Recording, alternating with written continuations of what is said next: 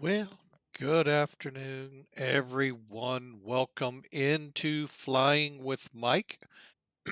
Sorry for the Hello Fresh thing moving around. It's going to move around one more time just to get it where I like it during the streams. Just like having it up there as a reminder to y'all that, hey, they are sponsoring us here this first part of January.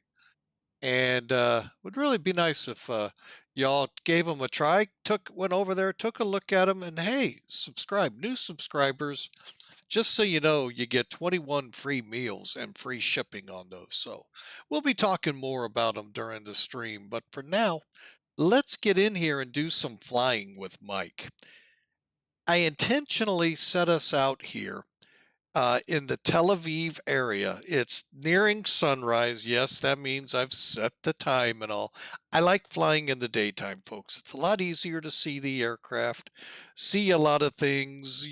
Granted, we're going to be flying over the Med, but still, it's just a lot better on the visuals. Now, I know some of you like, oh, it's got to be real. Hey, that's good for you too. That floats your boat? Perfect. This floats my boat. So we're going to be taking off, kind of chasing the sun here on the rise. As you can see, headed to Rome. Now, the sun will beat us there on sunrise by a long shot. But I thought I'd give it a little fun. But more importantly, I'm running to Rome for a reason. Those of you who may not pay attention to news, don't care about what's going on in the news. Hey, cool. But if you're of Catholic persuasion, though, you missed that the Pope Emeritus had died a couple days ago. And we're running simulating running delegates from Israel and the U.S. consulate here out to Rome to pay respects, as well as ours. It's the best way I can since, I don't have a Citation 10 sitting in the garage like some people do that have hawkers. But, hey, so I can't just whisk over there and whisk back. I can only do it on the sim. So that's what we're going to do is head over to Rome, pay our respects at the death of the Pope Emeritus, which hasn't happened in 600 years. I thought this had never even been a thing where they had a Pope step down, other than maybe, some kind of some kind of reason behind the stepping down, other than he just wanted to step down. So anyway, let's zoom in. We're kind of in what I like to be in the mode of ready or welcoming. Oh man, I am just not doing well this new year. There we go. That we would be where we're at a point where we're at welcome aboard. Hey, here come the passengers, and hey, we're pushing back. We're running way late today, as you can tell by how late we're starting. And you know what? It's been a great day. So went out with the wife, and it was a great day. And I think my flaps are doing the same thing they did last time. Sure enough, they are. Why? Hang on a second. We're going to learn some things here, folks. All right, I am going to get the flight attendants to finish servicing the plane. We're going to head over here to calibration, I think it was.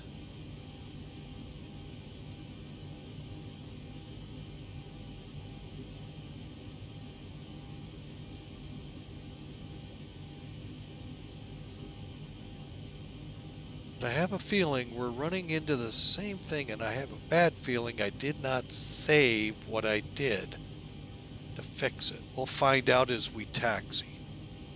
And I'll have to pull up a file here. But anyway, what we're at here, folks, we're in ZIBO. This is going to look a lot. You're going, wait a minute, this looks more like PMDG. Well, it kind of is, folks. It's right up there on par with it. You all paid $80. It came to me free because it is free in the X-Plane world. So, you know, you can look at it however you want. And it's not a pirated version of PMDG. These guys did the work and got a really good aircraft here. Minus this flap issue, and I think it has to do with my flaps. But I can't remember what I set them to last time. Dang it.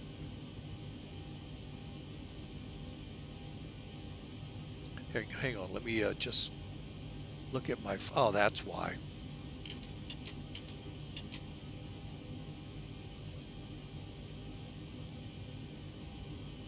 Let me pull the electric pumps back on. I don't know if there's enough power in them to get them up quickly or not. We'll find out as we taxi.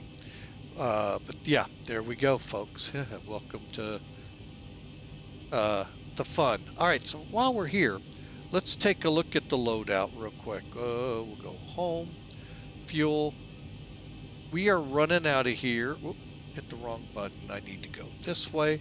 And here's our loadout of peoples. And granted, what I did, I took my payload from SimBrief and was 30,800. Put it in here for payload total. Voila. Then I just went over, checked my ZFW that the two matched up, and they do.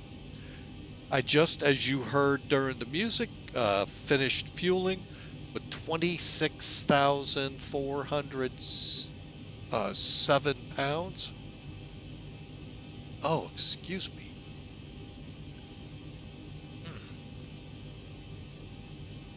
Breakfast is trying to make a triumphal return.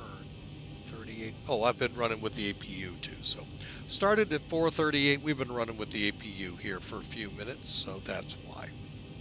All right, let's head over here. We are currently to the point. I think I've got a couple things left to do.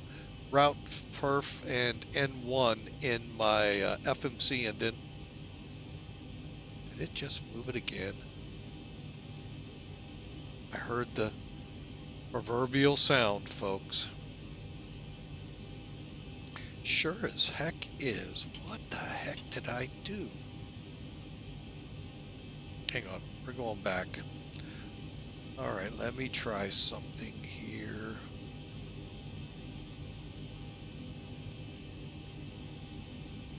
Where did I put that manual?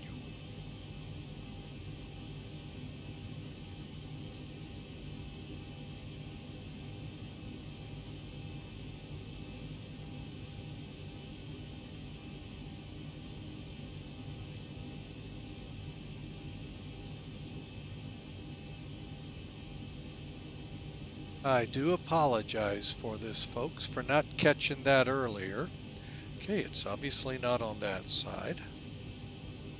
This is the sucky thing with multiple monitors.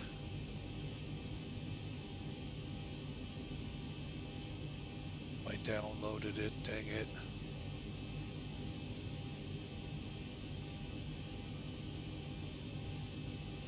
There it is. All right, hang on, let me get in here, find it.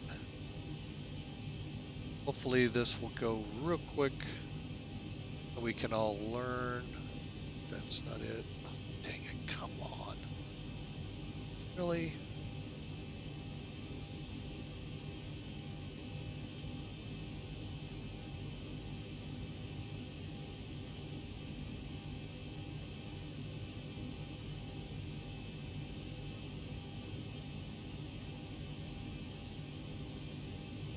Okay.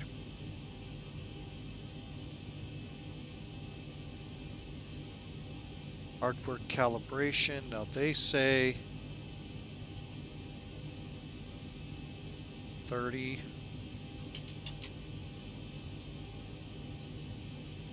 See how that works.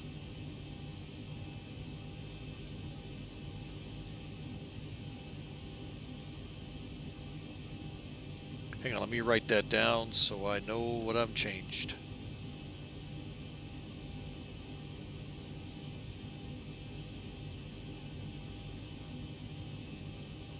Okay, cool. Alrighty, well, let me get back over here, shove this back up, see if it stays like it's supposed to. Alright, sorry for all of that. That was just, aggravating to no end that it did it again. What happened, folks? Let me walk through a little bit of a timeline here. Couple weeks ago, we flew from Sitka to Fairbanks in this aircraft, and we crashed on final. The trim was gone. No moving it by my my yoke, and no moving it by the trim wheel here. It was dead, and it just kept pitching me up, and I just let it crash. There was no way of saving it. Christmas, couple days before Christmas, we flew it again to see if things had been fixed.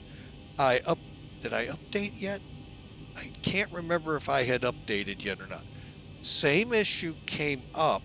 However, this time, I was able to wrangle the plane in, hand flying it, mind you, to a landing here in Tel Aviv.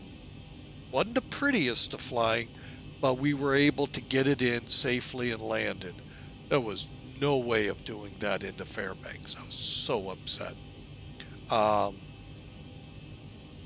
Over the Christmas break here, we've updated, it has updated twice. Well, it may have updated yet again. The current version I'm running, I think I put in the title here. Let me look. It is, yes, for the big, now there is a difference, they say, in a little V and a big V. I have the big V 3.55. Now you can find your version by going to your EFB and clicking right here, V 3.55. Okay, like I said, there very well could be another one. This document, where did I find it? Because I'd like to get that up here. Oh,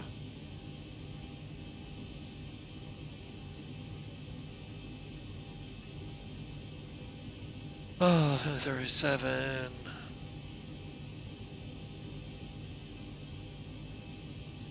See if I can get this guide up here.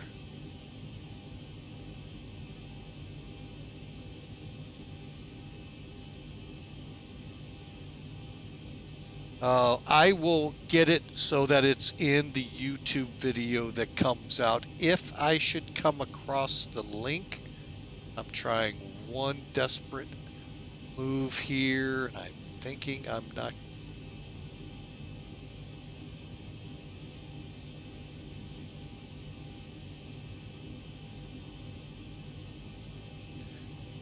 It's not gonna work. Okay. Tried going to my downloads, seeing where I got it from, and that didn't work either. All right, well, enough on that. But yeah, so that's what I did. I flew a test flight completely out of stream, completely without ATC, from Vegas to San Francisco, New Year's Eve. In all of, I mean, I let the weather go, and the weather was horrible in San Francisco. A lot of reports in the news of flooding and all. So here I'm thinking, all right, we're going to add this to it, pile onto it. Let's find out. Trim worked fine. And in the meantime, I learned how to put my frame rates up here. But anyway, so we're going to give it another try here. I was upset that whatever I had went through before may not have saved. I've been running into that. Matter of fact, you know what? Before we push on here, I want to back up here.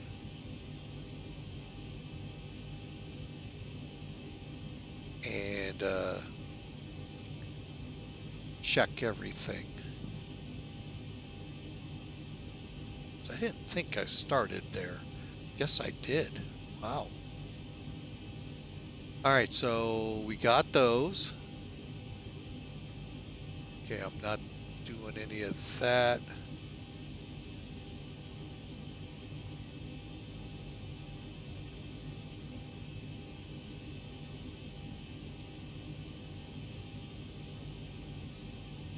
Interesting, because in order to do what I just did, you're doing. I just love it. Okay, so config.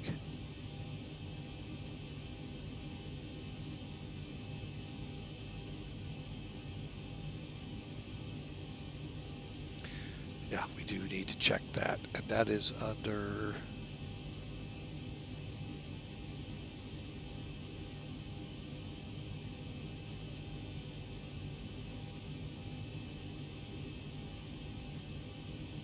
Bear with me. Everything I do is going to be a quick save.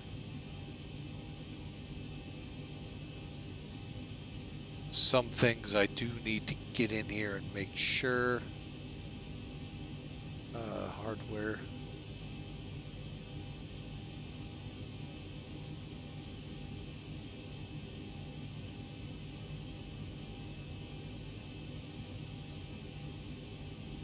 Okay, and okay. Real quick, did I do any of these?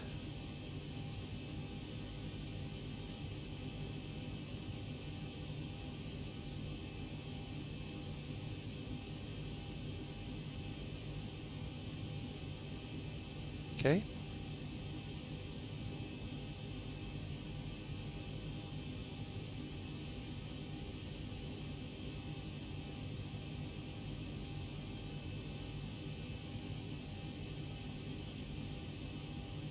All right, and good. Wish I'd have known this. I would have done all of this offline. I do apologize. All right, I think we're good to go, and I'm just going to do another save just so that we're not going through this again. All right, be gone. All right, so like I said, we're at the point now is with the APU running to get in here, switch up the AC/DC, and that's set up. And let's get our perf, our route, our perf, and our N1 in here. Sorry for all of that, folks. It is aggravating sometimes, I know. All right. Now, I did save the flight from SimBrief. It's a ton of stuff to put in, which now I'm glad I did. And it looks like this. Now, let's bring Sim Toolkit up.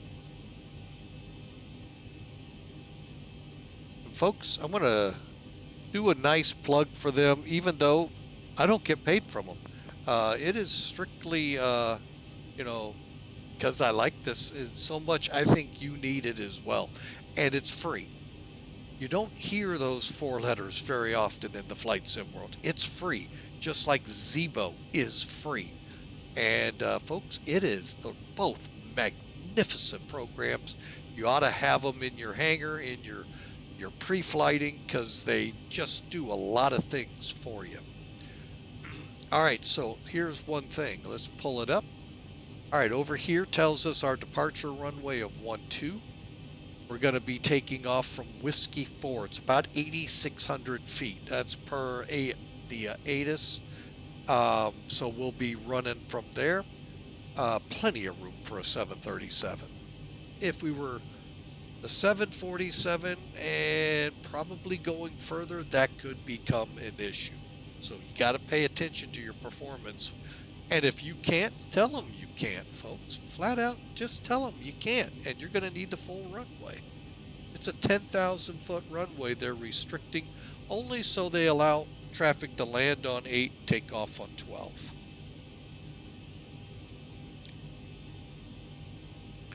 Then down here is what we have in the room. And what I've been seeing on FlightAware is it appears 16 left is the landing runway, probably 16 right departing. So we're set up there with a 1081. So it gives you all your information right here. Here's my flight plan. Now, there are a couple flight plan formats in SimBrief that this reads from that it really looks a little, and we're going to use a very serious aviation term, wonky, really bad. It's hard to figure out what's what, where, and all in the form. But several of them we've used with other VAs seem to be working pretty good. And this is one that formats real nice. You can read it, it makes sense. So for today, again, 737-800. We're going about 1,300 miles in the air. Wind, believe it or not, somewhat at our back, 73 degrees at 16. So we got a little bit of a push. Zero fuel weight, as you saw on the loadout, but if you haven't, we can pull that up over here. 154 people, 30,000 pounds of, or almost 31,000 pounds of payload, and there's our zero fuel weight. You can also see it here, landing weight estimated, and our estimated takeoff weight. Cost index today is 37. And we'll be topping out at 34. We'll see what happens at Cipro. Why we're getting called down to 30. We'll see when we get over there. So that gives you a good run at it here, folks. The one thing I will caution you on is charts and maps. You have to use that. Do not keep going down your flight plan for it. Significant.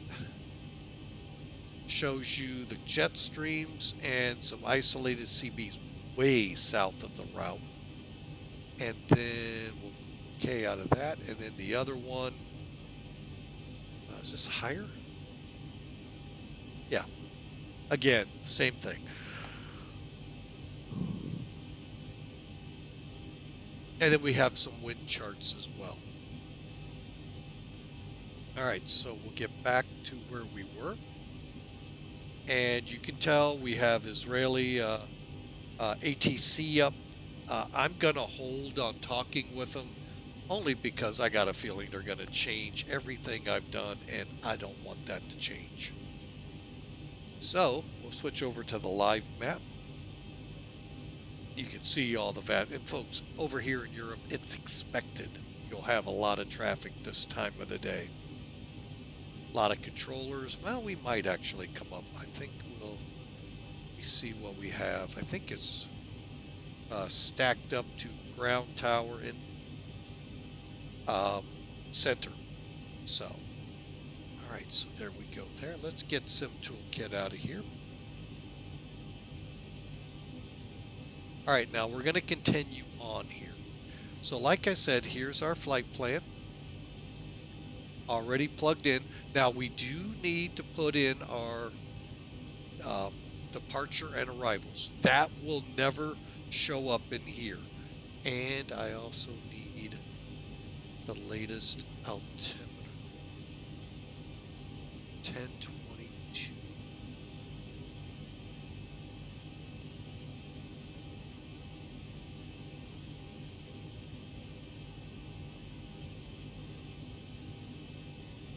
All right, and they are in HEPA, folks, so we got to switch over. That's this knob. This is the one to rotate it through. All right, now let's come back down. Put in our departure. Planning on the Suvas to Charlie departure. So we're going off runway 12. Page, Suva to Charlie. And we're going to execute.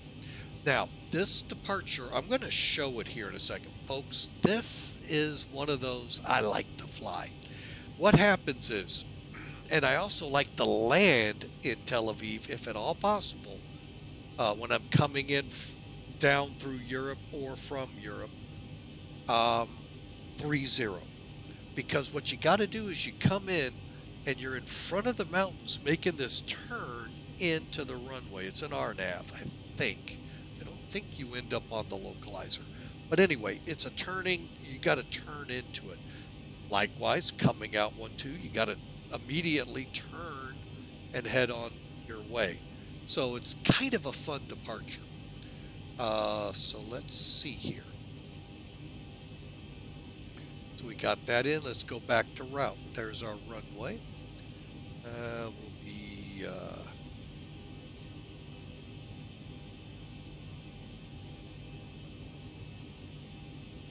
all right, and go to perf it. Game plan today was 26.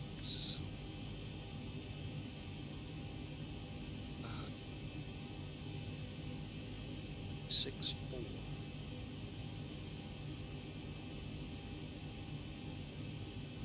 Currently there, 0 fuel weight, 25.8 works. Reserve, we are planning too far. 7.5. Alternate today, folks. Place called LFKB as in Bravo. And that is Moretta, Bastia, France. It's an island north and west of Rome. I haven't figured out why they chose that, but they did. 37 for the cost index. And we said 34. Yes. And 073.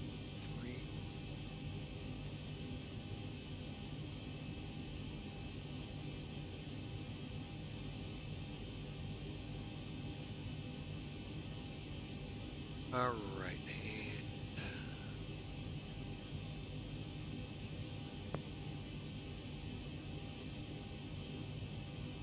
what's that say? 18,000. Okay. That is not.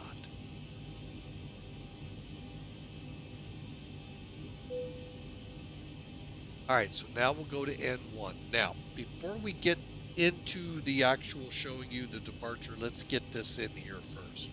I'm going to bring up a program called TopCat.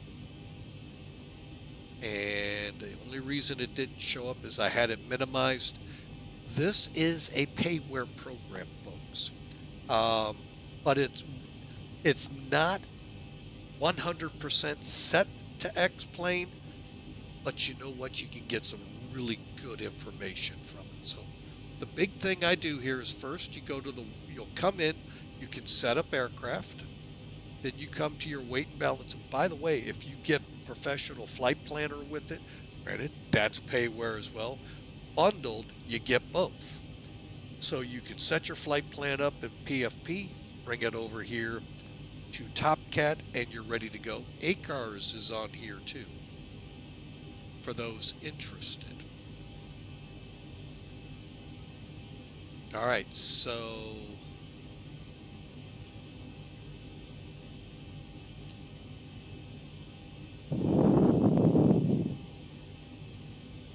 okay, we just updated the weather. It's 110 at 12, temperature 15, QNH 1022. We got a dry runway. But this we set. These three fields, the wind, the temperature, and the QNH, that's all set when you click update. All right, verify your weight. That's about as good as it's going to get, I think. Let's go to the takeoff page. 152.3, we'll go with it.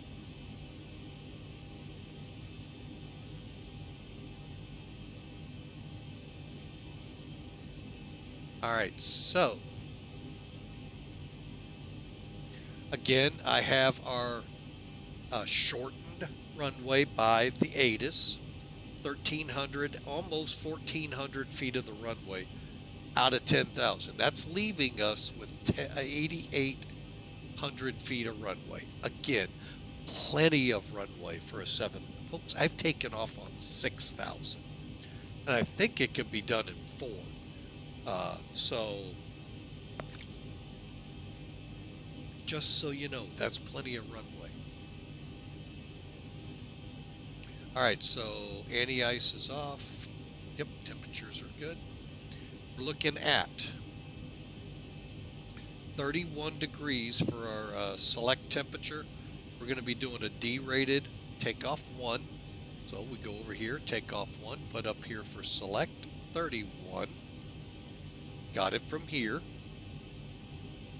Trying not to be like so many out there that do this, do this, do this, do this, do this. We're gone. Like, can we go back to the first to this? So I try my best, folks. Please, if check us out on YouTube and put in the comments if I'm still going too fast, because I will slow down. So that got us here. Now this figure is, well, to me, subjective to the pilot. Do I want to save the engines or not? Well, and it's partially what does the departure require. All right, so we do a max of 190. Don't have any. We stay below 8,000 until tapas, and then we can climb again. So really, a climb 2 should be good. That'll help save the engines in between the big overhauls and all. So then we click takeoff. Click on CG, puts in what ZIBO says the CG is. We can do flaps now, but what I normally do is go to the next page.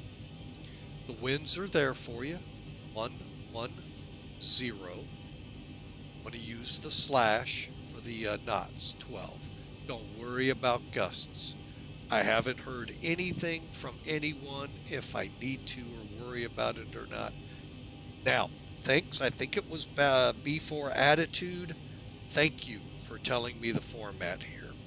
You just put the U 0.3 slash the runway heading 116. Now it knows the slope and that, giving it more. Now, if we had a wet or a snow-covered, contaminated, that was the word I'm looking for, we would use those. And all you do is just click this till you get to the one you want. All right, so 1,000 Excel height's good, engine out's good, climb to 1,500 feet, we're good. All right, so let's go next page, back to where we started. Again, right here it's telling you everything you need to know. There's your V1, rotate, V2, how much you'll have at the end of the runway, and what the N1 should read. N1 is covered up right now. We'll show it to you in a minute. Flaps 1. Ooh. Now, we have a disparity here. I can go with these numbers. I'm actually going to go with this, and I'm going to go with what Top Cat gave me. And in the end, 156. Okay. And then you can turn that off.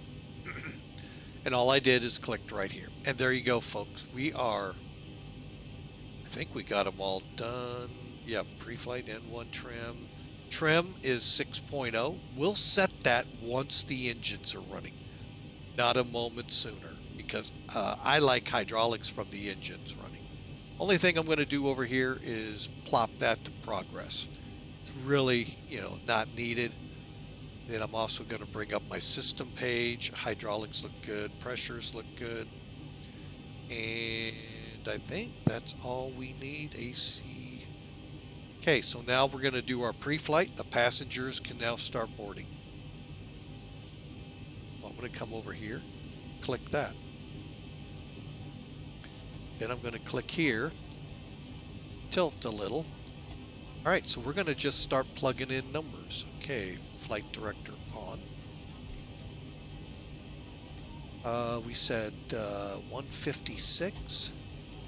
Now I have heard couple of schools of thought on this. you can set 156 here because you're going to be on VNAV. It will adjust as you're climbing out. I've never seen that. So that's why I go plus 10. I've heard people say you can leave it. I'm not going to trust it. Initial climb out of here is 5,000. And so we'll stick that in here because we know that's what they're going to tell us. And then, all right, so let's get Top Cat out of the way. So what we did is flight directors 1 and 2 on. Set the IAS to 166, which you might have seen, you may not have, and I set our 5,000. Now, runway heading. 116.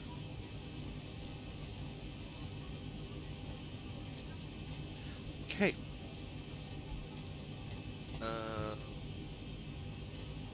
Reset our fuel flow. Set our minimums.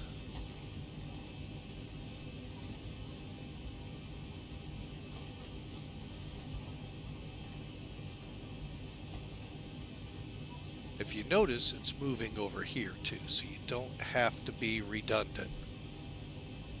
I'm going to keep it at 100 for now. All right, we are very close, folks, to getting out of here. Uh-oh, LLBG is not giving me a METAR. Oh boy. Hawker 125, welcome aboard. Rating us. Welcome in, Raiders. Hope you all had a great time over with Hawker. Hope you had a great flight. Welcome to Tel Aviv as we get ready to take off.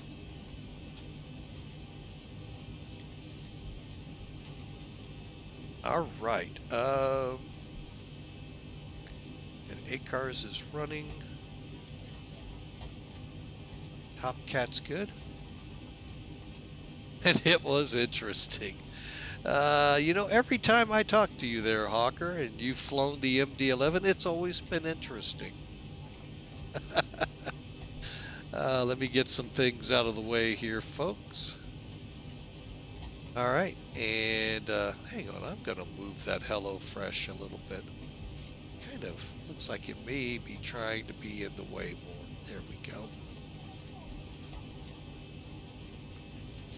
All right. We are just about ready.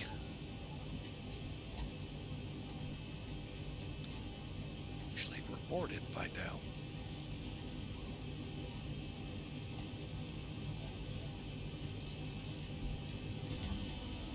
Ladies and gentlemen, from the flight deck, welcome aboard our flight today. We're wrapping up the final paperwork here to get you on your way momentarily. I want to thank you so much. Matt, 1997 Air, welcome in. Welcome in. Raiders, we love having you aboard. All right. Back to home. I need to get a couple things left to be checked. Maro, radar set. Flaps are set. Hopefully we'll stay. And for those coming in from the stream, real quick, I'm working on finding this link for y'all. Check the YouTube unless I find it earlier. Once we get in cruise, it's a lot easier to look. I'm trying to get out of here at a decent time. So hang on, let's okay, so we got our speed brakes down or up. I'm sorry, down. Flaps up, you gotta love it. Thrust levers.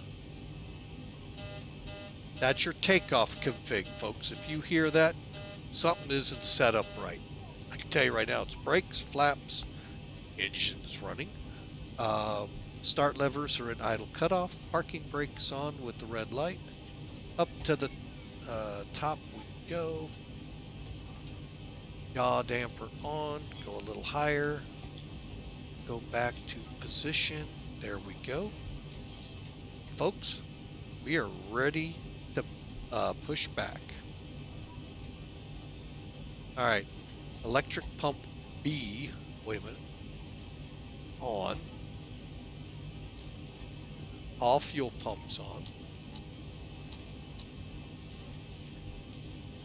Anti-collision light on.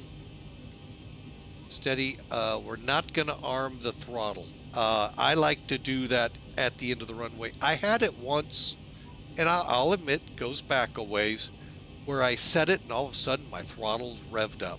And so I do that now at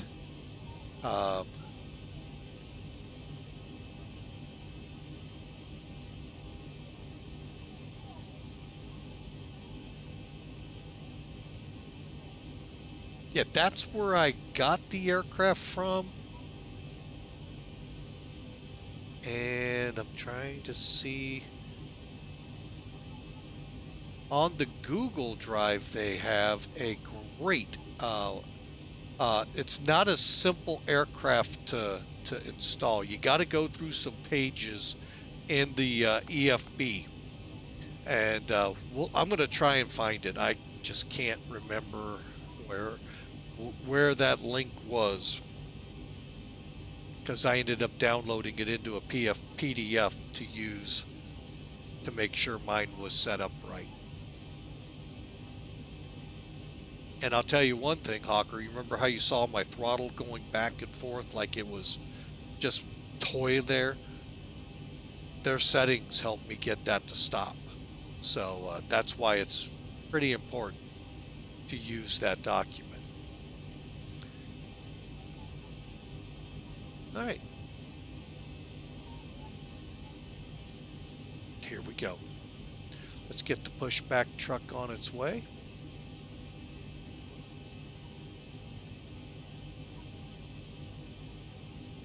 Ground to cockpit. Please show me where you want to go. All right, how would they want to push back here?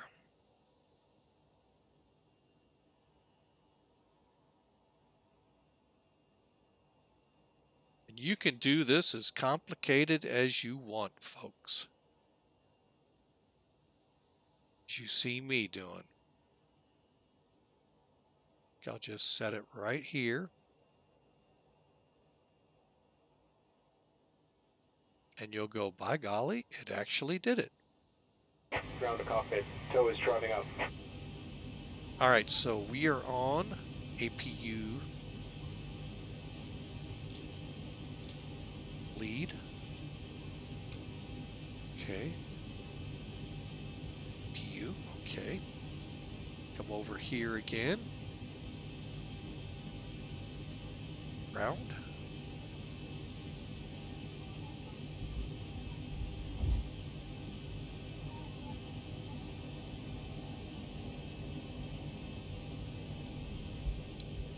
Always make sure your parking brake is set. And we'll go ahead. Watch from the outside here.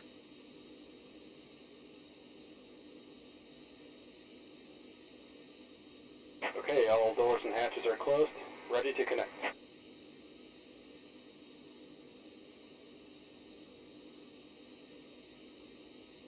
And again, folks, if you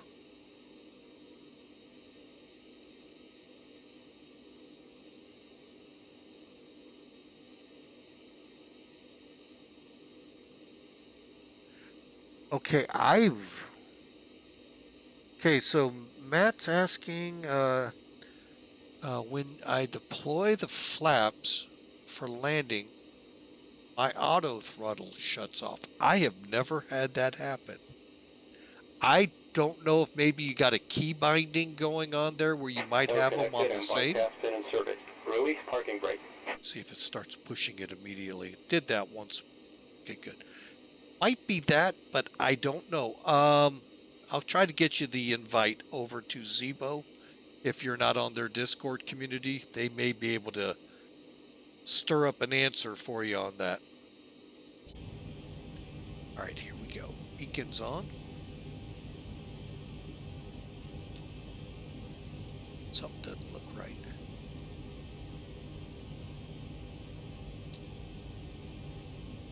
Oh, been sitting there with my beacon on the whole time.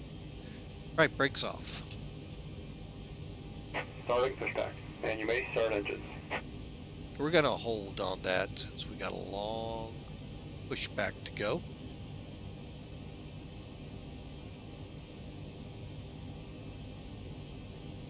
Yeah, I've never seen that where the flaps. Now, lately, since I got this version 3.55, I come in and the flaps automatically start going down to 15. What I've done for that, and maybe this might work, I don't know. Come over here to my config screen, calibrate, and for custom flap axis, I set it to 30, and they want me to turn it to reverse. So I'm going to try it. I may have to switch it off. We'll find out in flight. I got it wrote down here so I know if I have problems, what I did.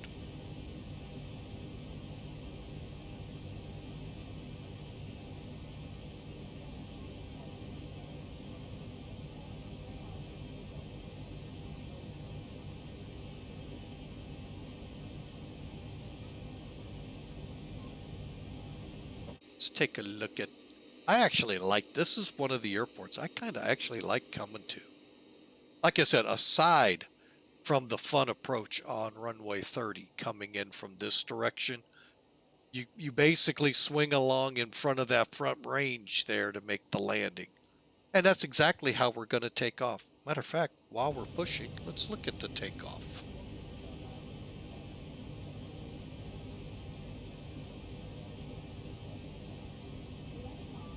All right.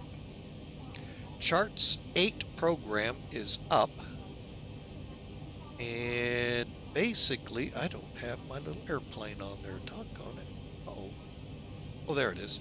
So basically what we're going to do is fly off, make this turn at 190 knots to intercept whatever this is, as that's obviously an intercept. And then just fly this route here. All right, so let's go to the top. Elevations 134. Ben Gurion departures 120.5. Our transitions there. RNAV required. So you got to have the ability. Now, if you're flying the 200 737s, the 727s, pay attention to this. You may not be able to fly it if you don't have the lat long coordinates.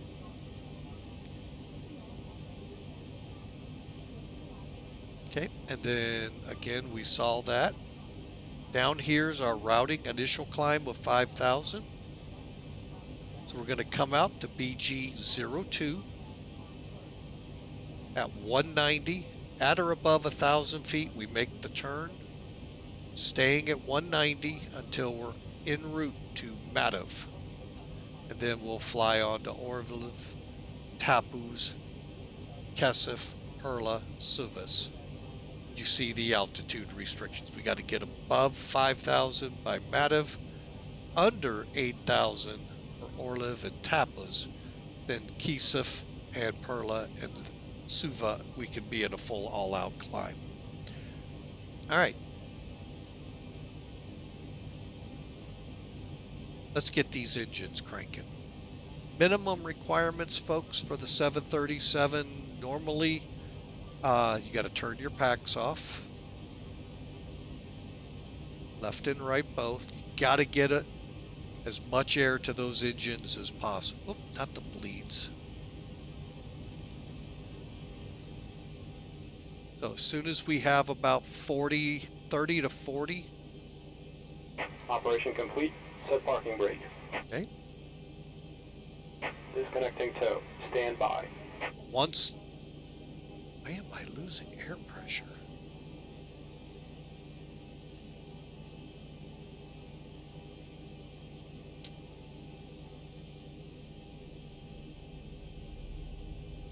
Okay, they're cranking.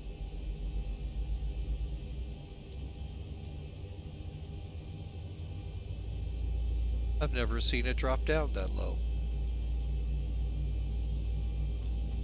And at 20, lift up the lever.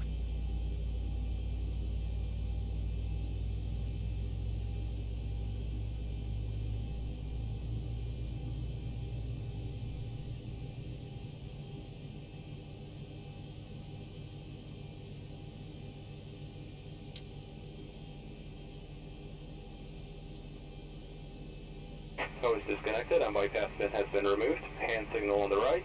We'll see you next time and have a safe flight. Thanks for flying with Mike. All right, there goes our tug. We're going to be looking for out here, folks, is the pins. When he gets out of the truck and you see his hands in the air, that's the pins. And we got to move. Good. I come up here and hit him with the taxi light real quick. And we're going to go ahead and start number 1 at the same time.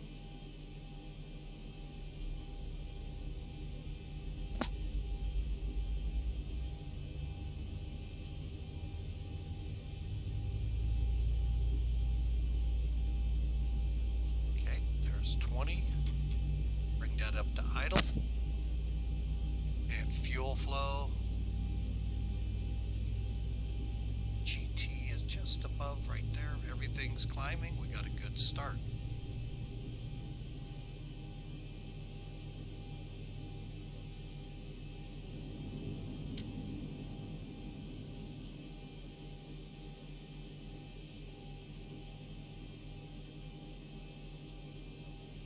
All right, we are good with the engines. All right. 25%. All right, so we come up here. Let's get on the gens. Okay, the APU is no longer on the gen. That hydraulic pump's on. Gen 2 this time. ROP can come on. And finally,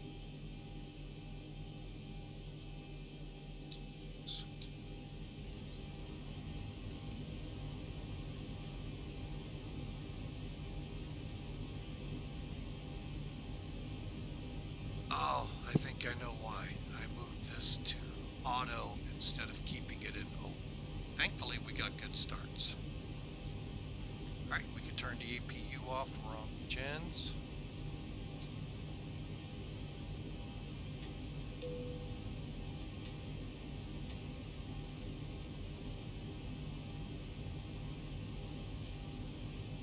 Alright. Here we go. Let's get these flaps just to position 1. And I should have started a timer and I didn't. RTO on this.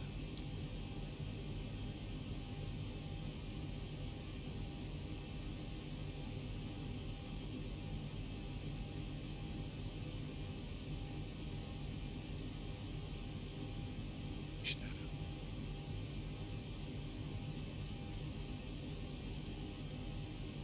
Alright, I think we've warmed up enough. Taxi lights on. Here we go. Engines to continues. Turn off.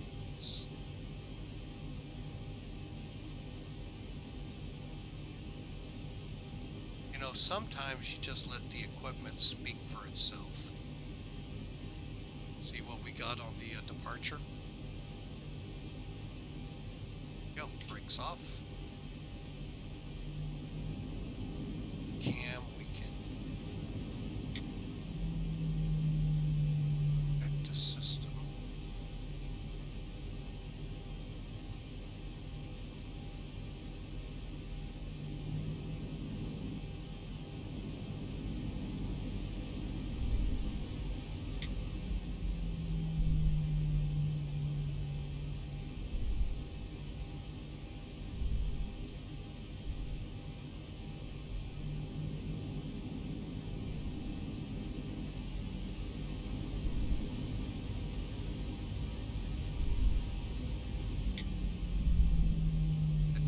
Kilo and out to the run.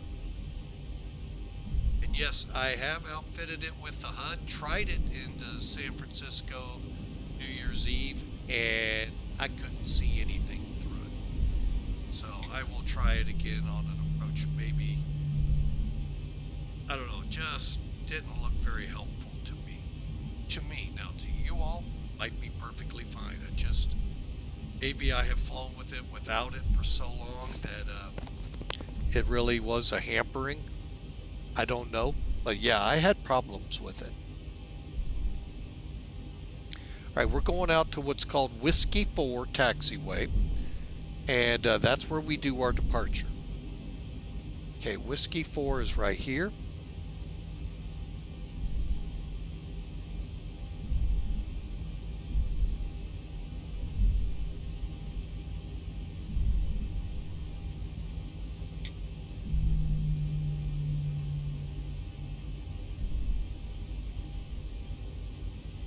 See where we are.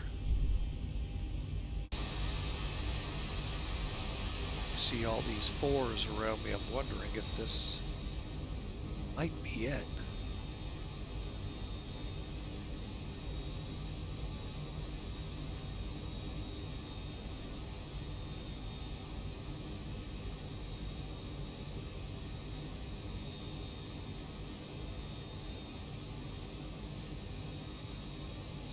Sure is.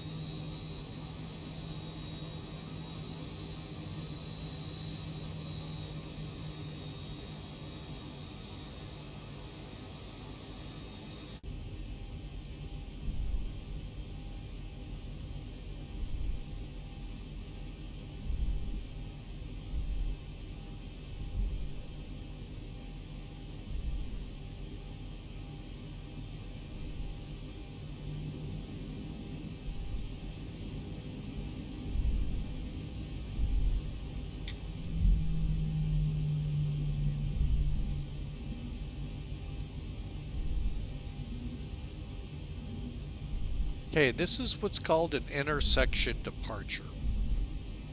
Most of the time, yeah, you want to use the 10,000 because gosh forbid you blow an engine, but your V speeds are supposed to be set in a way you don't have to worry about it. And that's where it comes in. If you can't, tell them, and then they have to give you full length.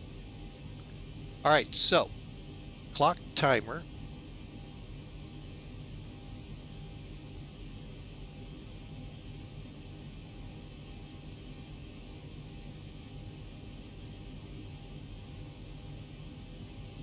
Am I on? Oh, crud. I forgot to go online. My bad, folks. Sorry about that.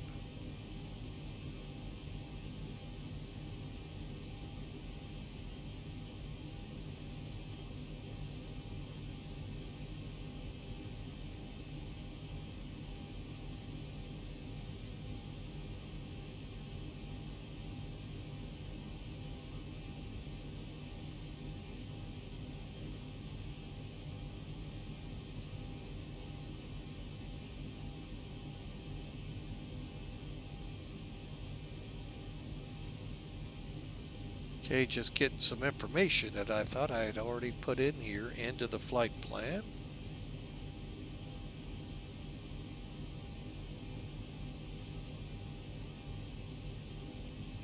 We are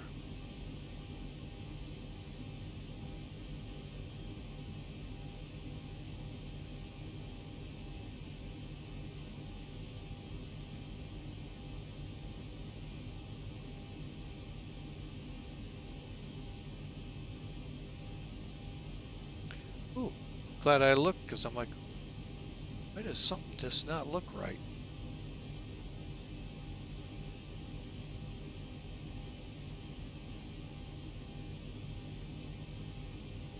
All right, we are ready to go.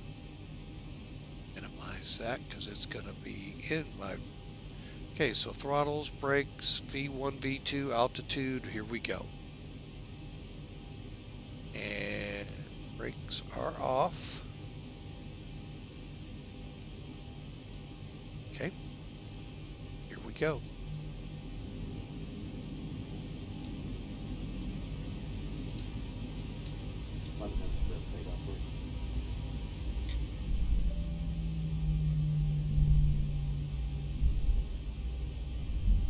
Okay, the cabin is secured. Have a good flight.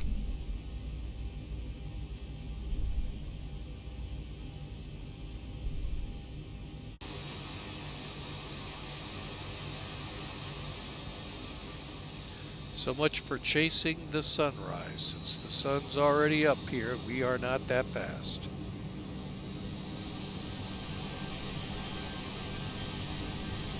However, I'm not gonna try and straighten up as quickly as possible here. Actually, what I'm gonna do, lights, timer, we are ready to go.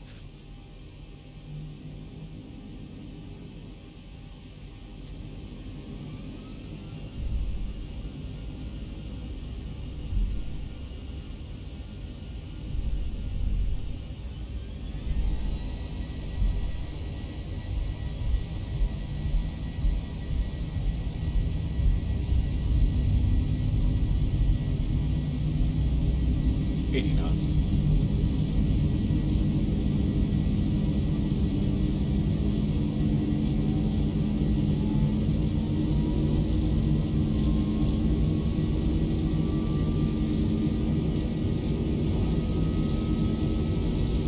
D1, rotate.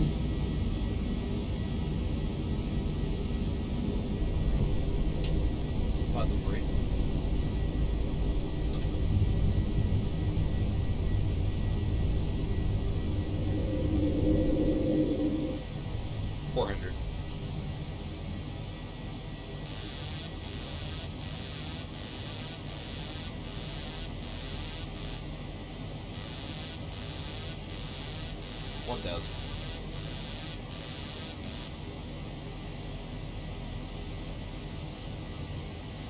All right, get on that autopilot so we can do this at 190.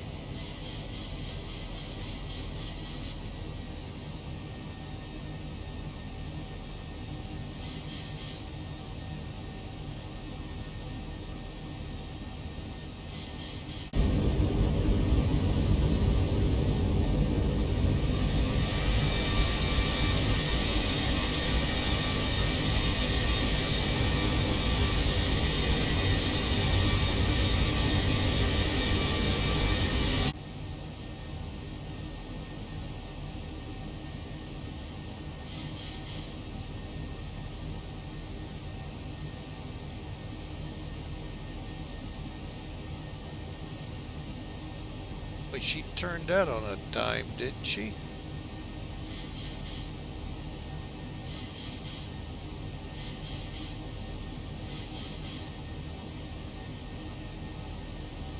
Hang on, folks. VATSIM to go.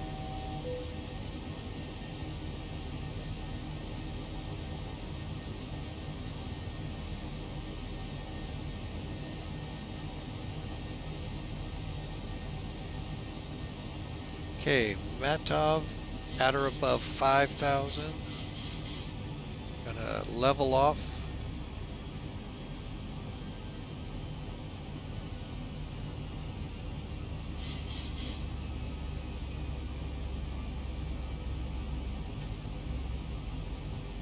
Okay, auto brake.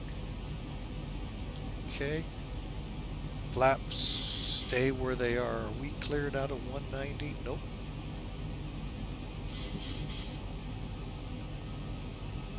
We are going to be. Hang on a second. I'm going to clear it up.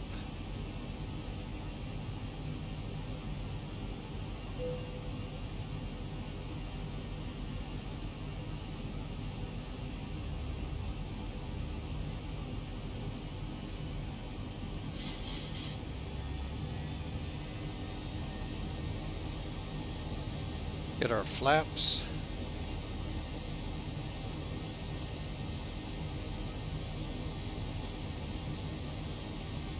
We still got to be below 8,000 at Orlev, and then we're cleared up.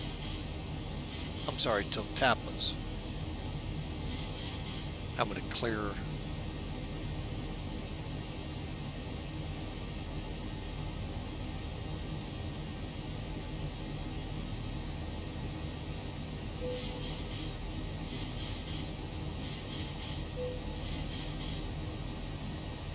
There we go, cleared up. All right, so let's take it up to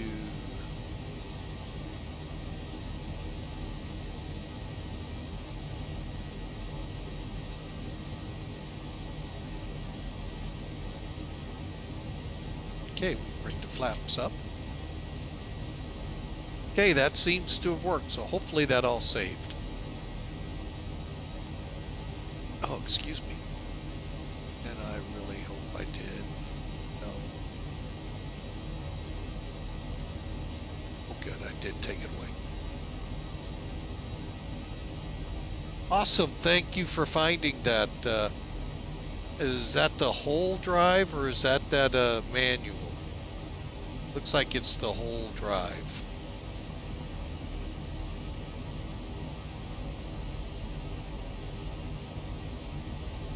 Oh, where did I find that? I'll find it here in a minute, folks. Like I said,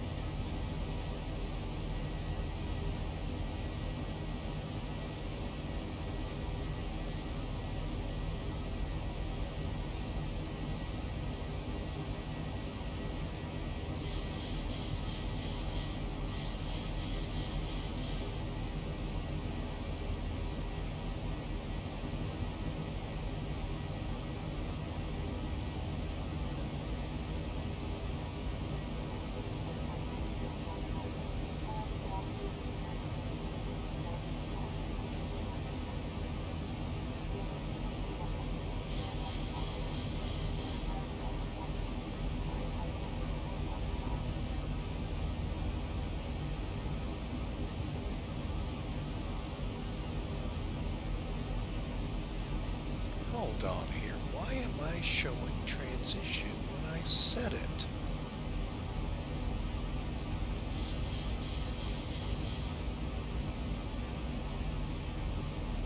It reverted back. No, it says 18,000. Huh. Interesting.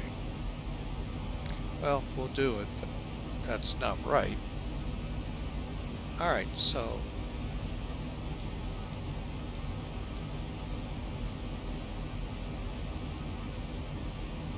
and the flaps seem to be cool. So there we go there. Now, the trick in this whole thing, folks, is going to be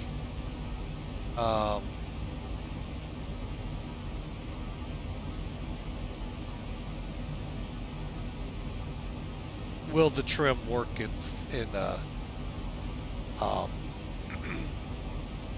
Rome? So, you know, I wonder if I got that from ZIBO themselves.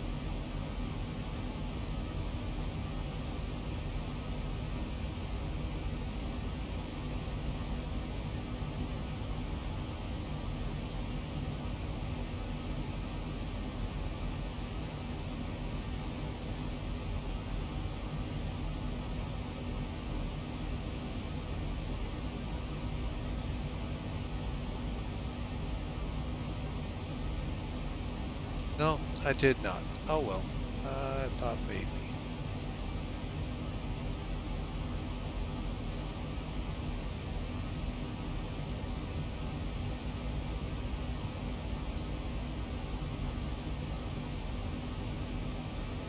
Oh well. Oh, I wish I could remember where I've been going with this thing, because it's a great, it's on the Google Drive, so let me get the cruise here. Pull that out a little.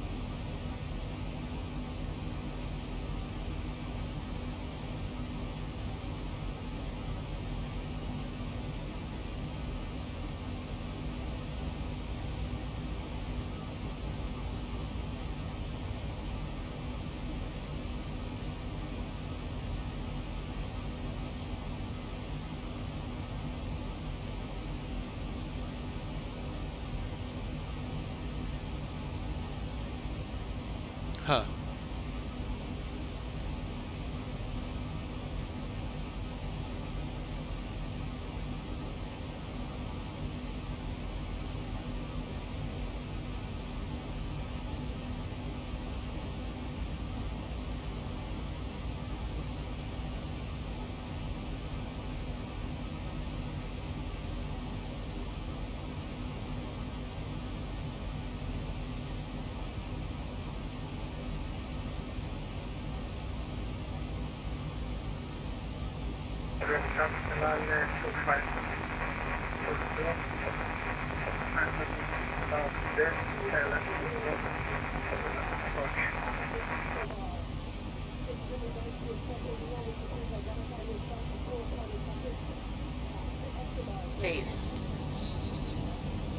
Escobar is in trouble again.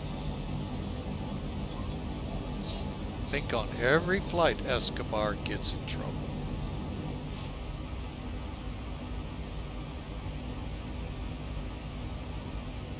Actually,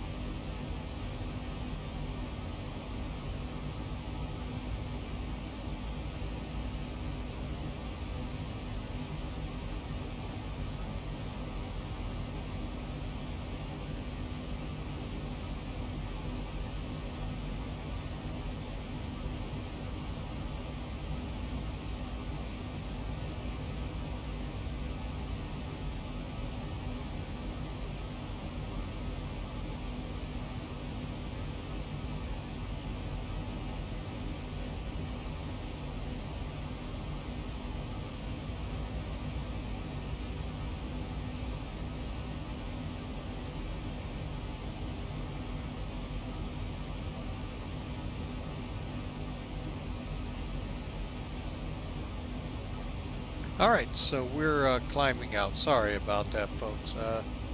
Kind of trying to find where I got that Google Drive document. Not doing well.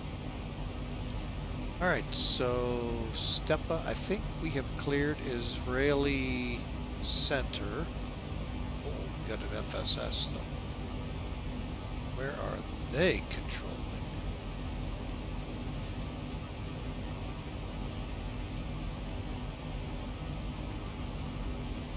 Really don't. This is the one thing about Europe I'm not a big fan of. These overarching FSSs that it just, if you're gonna do it, do it. But I will say I do like the premise behind it, 24,000 and above, so they're not messing with you on the ground. It's just, I don't know. It's just something I'm not a big fan of. So, but anyway, we're on our way out. We are out in are we still in Israeli?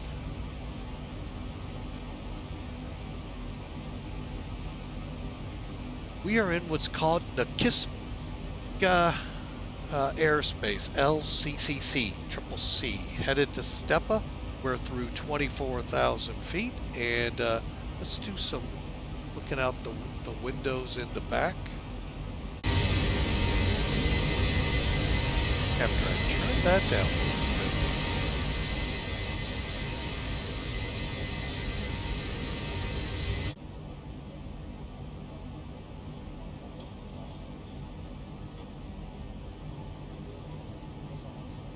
And I will say the clouds are getting better. I don't know if there's any more release. We haven't had a release candidate in a while. So we'll kind of see how that goes. But I mean, overall, the clouds are doing really good, especially when you get in them, folks. That is when it's pretty cool. Be careful this time of the year. Icing is in X-Plane12, so make sure you're using procedures and in aircraft that can do no ice. We did an aircraft that can do known ice, and it crashed because it iced up. So, just wanted to point that out, folks. All right, so we are stepping out there over the med, getting through some weather, and folks, let's get some music rolling, and just kind of relax. But first, you know what? You know, I mentioned it before. Let me right now talk to you about that HelloFresh icon you see. Folks, that HelloFresh at HelloFresh.com, if you go there with that promo code, that tells them, hey, Flying with Mike sent you. You're going to get the 21 free meal deal. Gives you 21 free meals. And it's going to be shipped to you for free. That's not a bad deal, folks. It's really not a bad deal when you think about what the new year brings. What's one of the highest rated New Year's resolutions? Lose weight, eat better. Both kind of in the same ballpark. So, HelloFresh is there to help you achieve possibly both. Hear me out on that. You can skip the grocery store, which then allows you to take control of your time. More importantly, your budget, your money, with these delicious recipes. They get delivered to your door, so you're not sitting there stressing over, oh my gosh, Muffy, what to have for dinner tonight? I just can't figure it out. Hon, what do you want? I don't know. What do you want? Yeah, you all been there. Folks, it comes straight to your door. Great recipes. The food is great. And you know what? Because you're not going down the aisles and taking this, taking that, taking this, taking that. Hey, wait a minute. That wasn't on my list. You may, in fact, lose a little weight. Gives you more time for that workout. See where I'm going with that? So, folks, give them a try. HelloFresh.com. Use the promo code that Flying with Mike's provided. If you're a new subscriber to them, you get 21 free meals and free shipping. Folks, that is a great deal. So check them out. Would love for you to subscribe on. And by you subscribing as a new subscriber with that code, you're also supporting Flying with Mike. So check them out. Again, HelloFresh.com and the promo code, and you get pretty good service there, folks. All right, I am going to get the music rolling here, folks, and see if I can't find where I found that.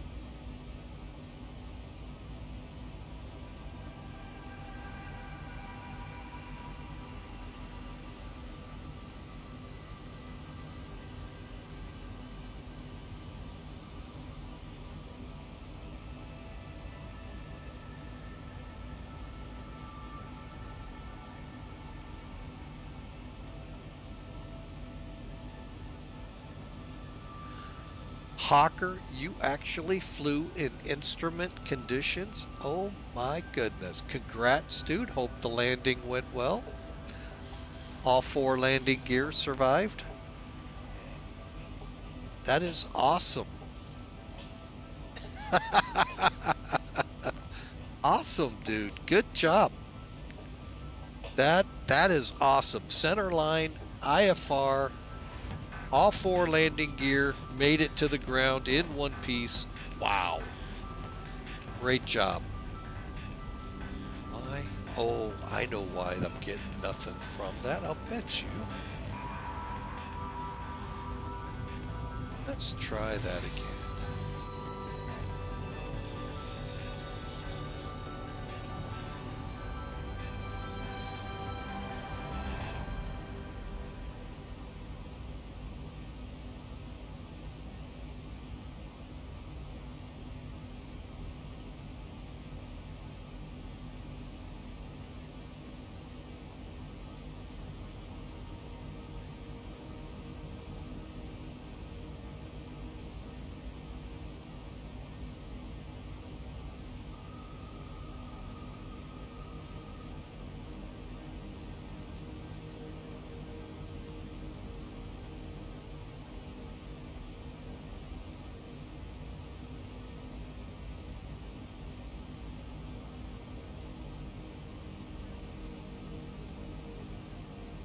miles we go.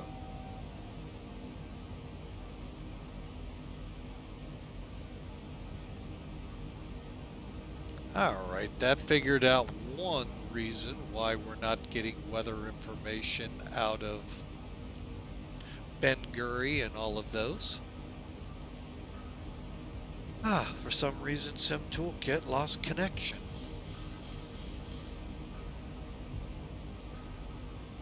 All right, 178 knots, 285. That is outstanding, Hawker. Good job. See, you're learning that plane.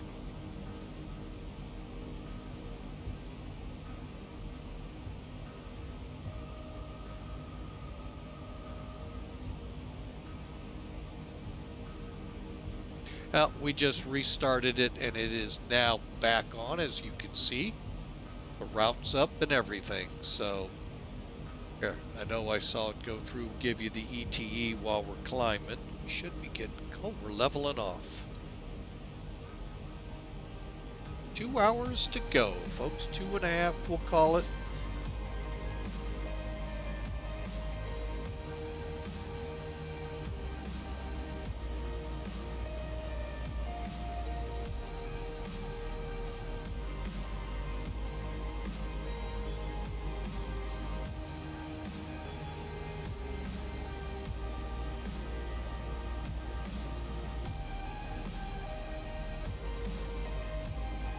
I don't know what all these red dots are. Huh, I didn't see them. That's why I'm like, what the heck are those? Let's see if I go out.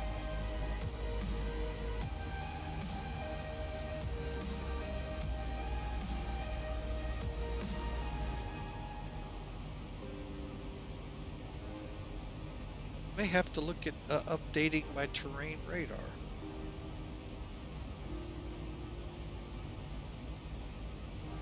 Alright folks, well I am gonna kind of sit back here. I'll be watching the chat room. And I've lost it over. Where did it get to be hidden? There it is.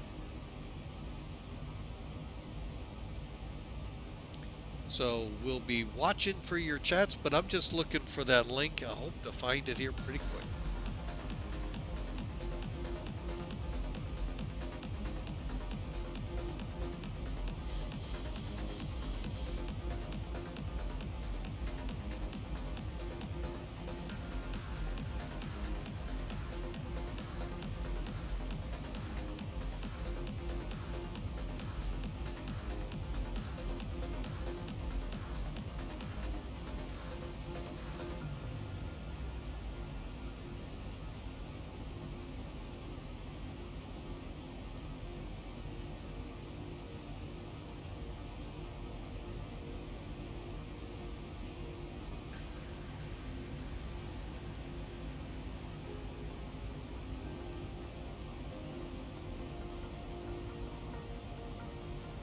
Told you it wouldn't take me long. I finally found it.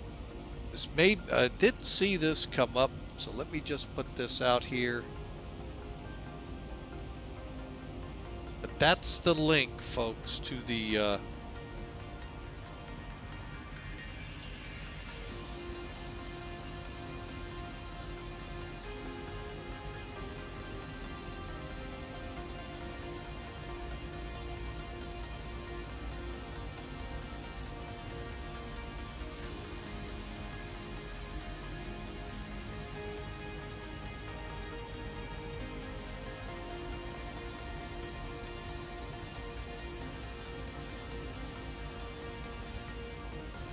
and you know what? We're gonna put that in on a so I can find it easier next time.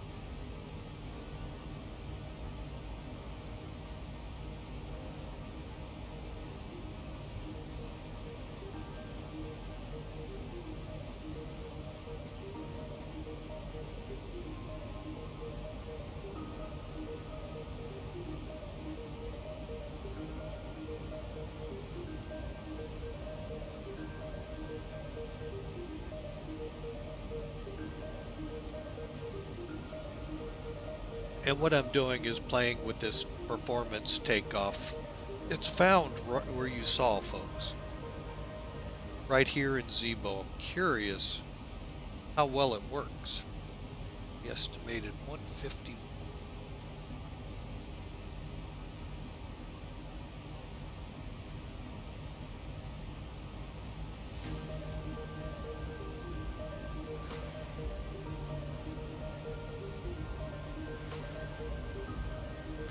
CG. I can get that. Hang on.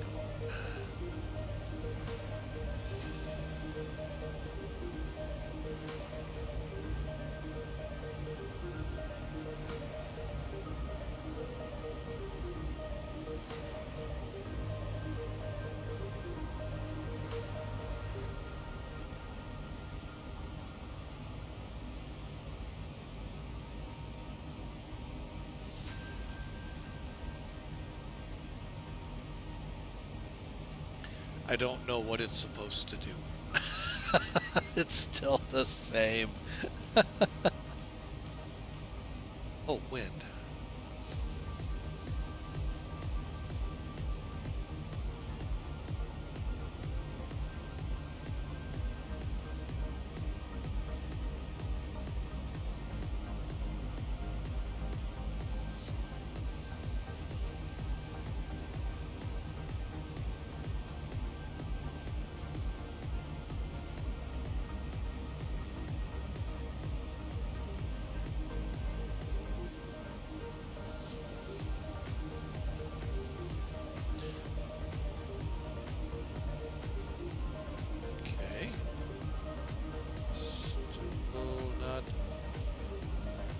Getting what I would assume would come from this.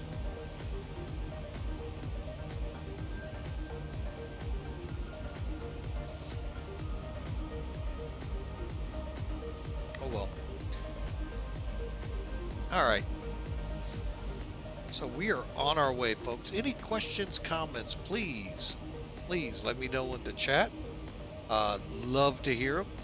Next up tomorrow will be out of Ben Gurion again, and we'll be flying in the 747-200.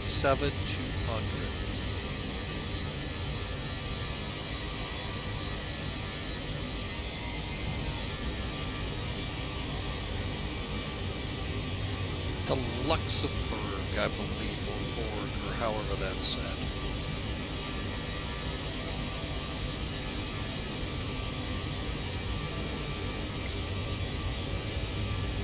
So, and then back into the Airbus on Thursday, and off the top of my head, I'm not 100% sure what Fridays is. Let me check here.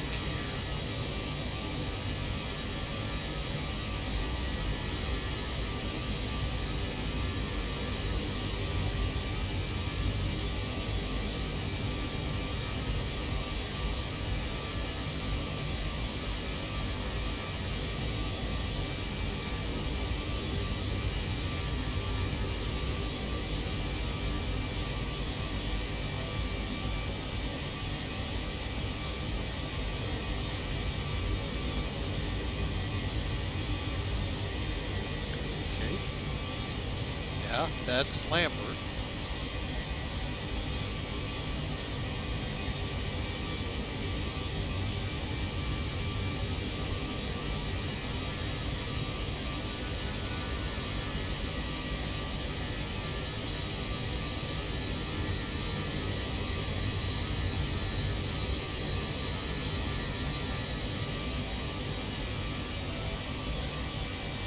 Oh, I don't use that checklist, so I've seen a couple people curious about it. Let's head over there.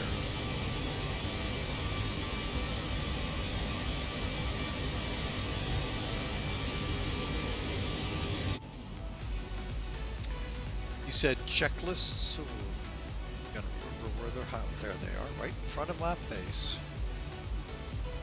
Yeah, they're gonna flash to let you know which one you need to do. Yeah. And as you check them off, they go away.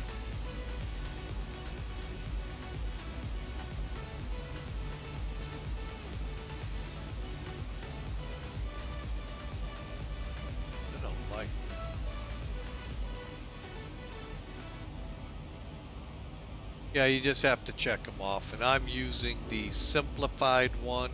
I don't even use this, folks.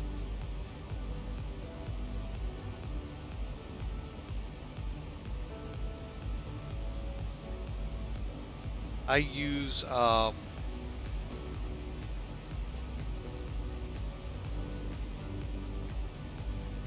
yeah, there'll be an arrow pointing to where you need to go. Yeah, that I've seen. Captain Mac showed that a few weeks ago. Oops, I want that one. Hang on a second here. Yeah, that's something new they've come out with. Hang on, I can go to the next one.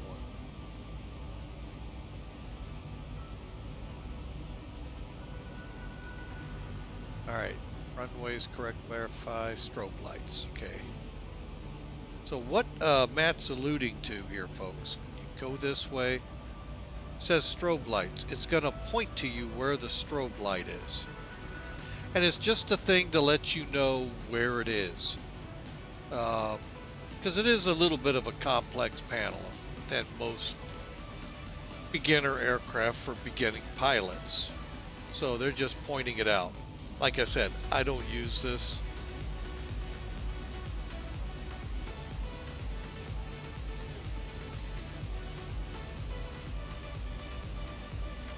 I thought I set that toga switch. Hang on a second. You know what? Let me check. Toga. I did. Must have done it wrong.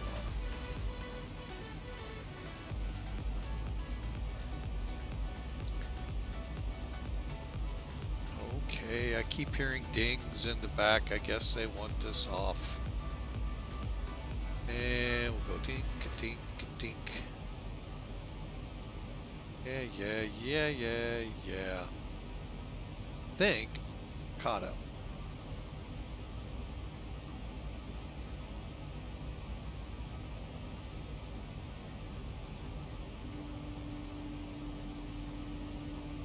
Okay, back, and I want to go dim the lights. Oops, wrong one. Yeah, you heard me. Dim the lights. We're in cruise. Go white medium. You can do this here. You can also... I have not heard of that, Matt.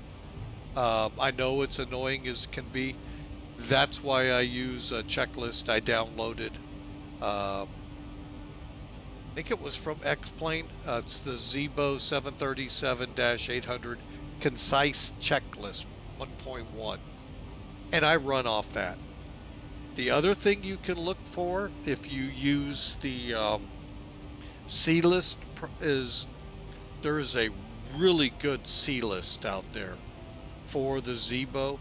It'll take you through things you never thought of. It might be comparable to the advanced one here. I haven't compared them. I don't even run C list right now in X-Plane12. So this checklist, I use the concise one. It gets what I need done quickly. I still do my flows down, left, center, right. Check the middle, check the pedestal, and we're good to go.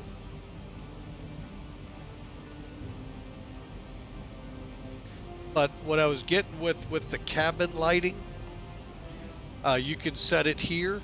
Now, as long as you keep the original mod or the original Flight Factor A320, and you don't switch up to the one that allows 180, which I can't get to work in X-Plane12, so I got to keep digging to find that.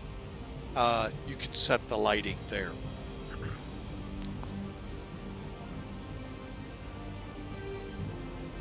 And also, when I flew out to Mesa last month, or a couple months now ago,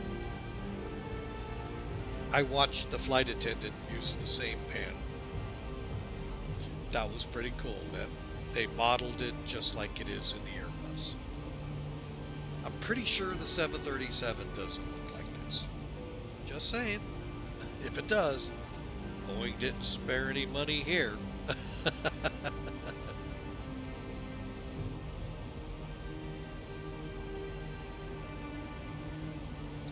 here.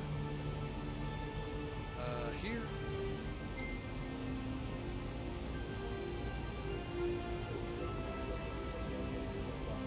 Freezing altitude. We're going to go ahead and turn off and fasten seatbelt sign. I'd like to kindly ask if you are staying in your seats to keep those seatbelts comfortably fastened for your safety. Onboard computer showing an on-time arrival, no ATC delays either. We're going to stay quiet up here, have you enjoy the flight and the service. Once again, welcome aboard.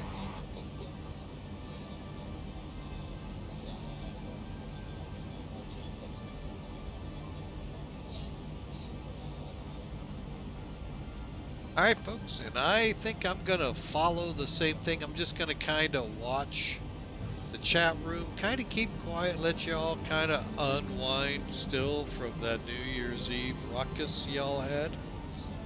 And from time to time, we'll be back on with you. So for now, just kind of let the music walk us on.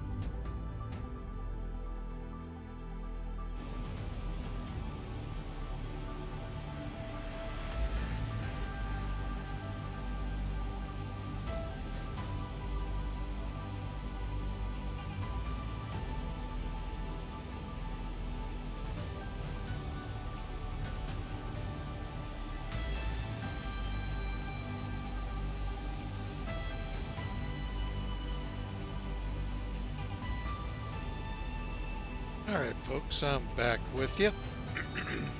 Oh, got some great non-copyrighted music running from Approaching Nirvana for the most part. There's a few others thrown in there, Drummer Boy and so forth. But overall, really good. I mean, Approaching Nirvana. Oh, we had Otho Riley in there as well. So, but yeah, it's just a simple playlist I run, about an hour and a half long. So, for the purpose of the flight, should be bad. Approaching Nirvana, get it right, and not the same Nirvana you think they're a Hawker 125. So, really like the epic music style they have. Anyway, yeah, we're back up. Hang on a second, lost my chat room. There it is. Matt 1997, did you see that link I posted for you for both the Discord channel and for everyone out there? The install guide I got from the Google Drive. I'm not sure if it's the same place. There's some FCOMs there. I need to download those because I may set up some failures here down the road once we get this plane back to being somewhat stable. So I can maybe, somewhere down the road pop a failure. And then have documentation, at least in the cockpit point, to try to work around it, because that's what they got to do, folks. The mechanics don't just jump in the plane in flight. Unless, of course, they're headed to an airline mechanics convention. Well, then you know how that goes. Yeah, it's a really good aircraft, folks. You guys that fly PMDG, flew it in the prepared FSX world like I did, a century of flights. Actually, was I introduced there or 2002? I think it was a century of flight. Phenomenal plane, folks. We'll all hands down say PMDG put together a spectacular product in the 737, and then I would later go on and get the 747-400 and 777. And folks, they are hands down spectacular aircraft. I do not own MSFS 2020. Really have no plans of getting it. I kind of like $60 to spend on a flight sim versus $400 on a flight sim. Just me.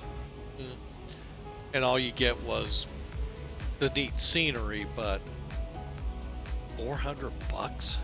Really? So, sorry.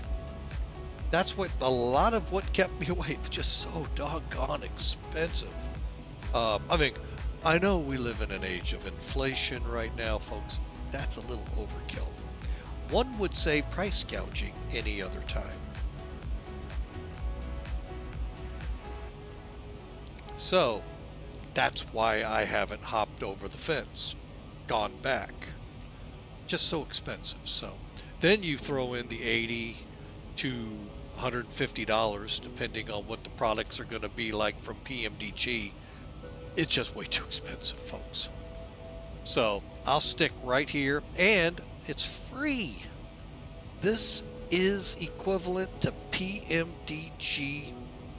Maybe not the latest Must-Fuss version, but folks, if you haven't really paid attention, this is that quality for free. So, and you can have the HUD over here or not. I haven't decided if I'm going to keep it or not. We're going to find out flying into Rome. I'll pull it down again, see if I can finagle it to where I'm able to work. It just, nothing was looking right on it. So, and who knows, that may be something they're trying to get to work in X-Plane12. I do much better out the window anyway, so. But yeah, it would be nice to have that in front of my face.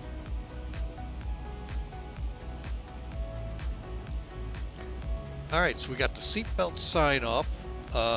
We are in cruise. And, ooh, the radios need to be brightened up a tad. All right, now, you're looking at these nav radios going, oh my God, that's not how they look. Yeah, they do in a lot of airplanes, folks. It's just a format you're just not familiar with. What these do here is your normal transfer from standby to active. The mode changes to GLS, GPS. I had it. GPS localizer approach, I believe it is. Very supposed to be better than ILS. And then your VOR. Then all you do is just type in your numbers, hit clear, back up and clear, and put in your numbers. For instance, where are we over the Med? All right, so Athens, we're gonna south of Athens.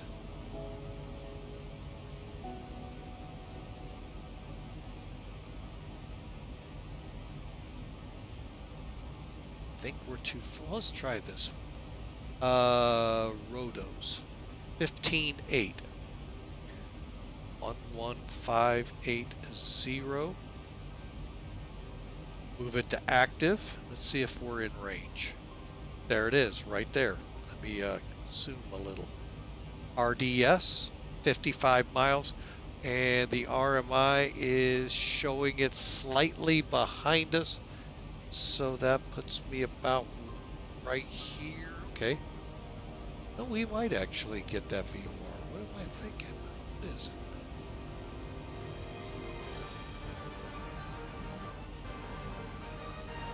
Oh, it's an NDB. Never mind. I thought it was a VOR. All right, we won't get that this far out, but still, Athens. We'll get Athena is 1440.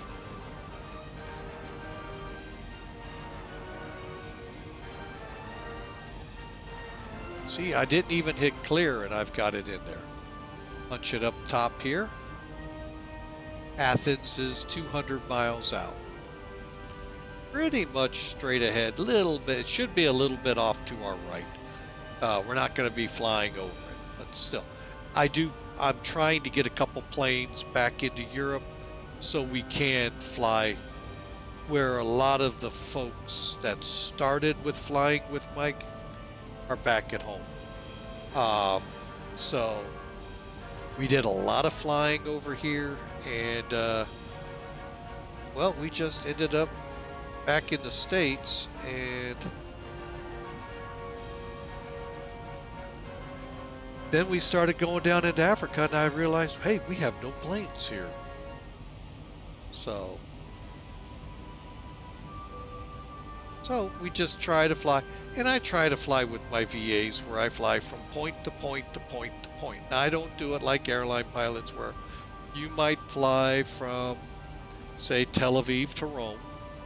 Then you might fly from Rome, well, for El Al, you might fly back. But say I was with Italia, which they don't have these, but for the example, I may fly on to Luxembourg, or I may fly onto there. And then from Luxembourg, I may fly on to Heathrow. Layover. And then hitch a ride either back to Rome or to one of their focus cities and fire up there the next day or whenever. I just like taking the plane from point to point to point to point. FedEx Express Virtual flows along that way too. So we got a plane up in the Kenai. I keep hoping Rhonda will come up to X-Plane12. They haven't. Same with FlyJ Sims. I know one of their planes I've heard may be getting compatible here soon, but I'm not sure which one. Wish it was the 7.2, but I don't think it is.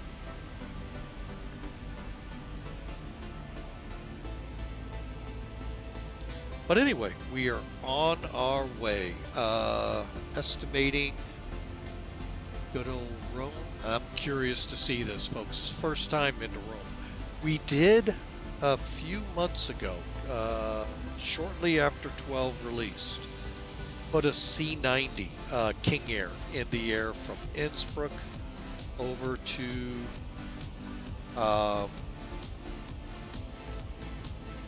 Orly in Paris.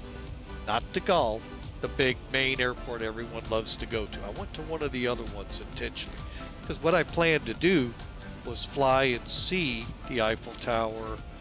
Things they say should have been there. Well, my setting was off one notch, so I didn't get to see them.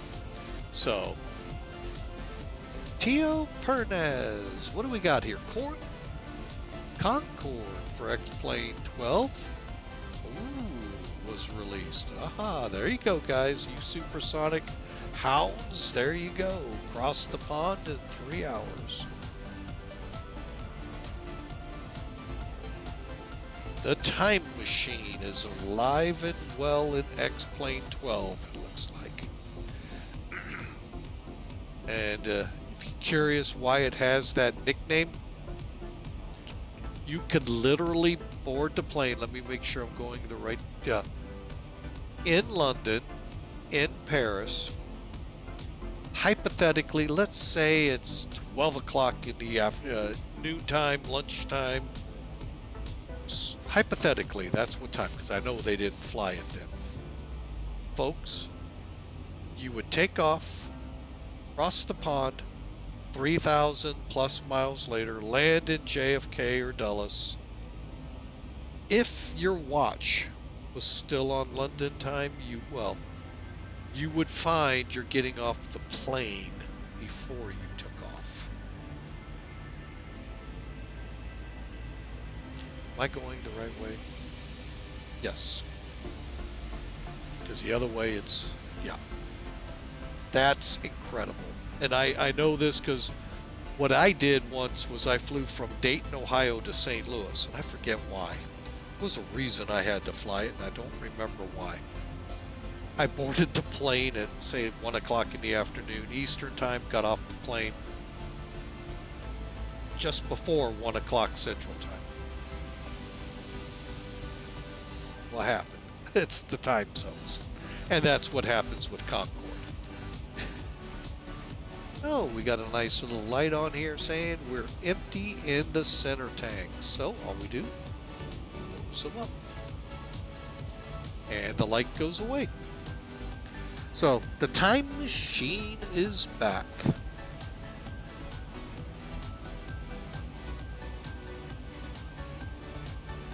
No, I wasn't a former owner of it for X-Plane. I did fly it once. Oh my gosh.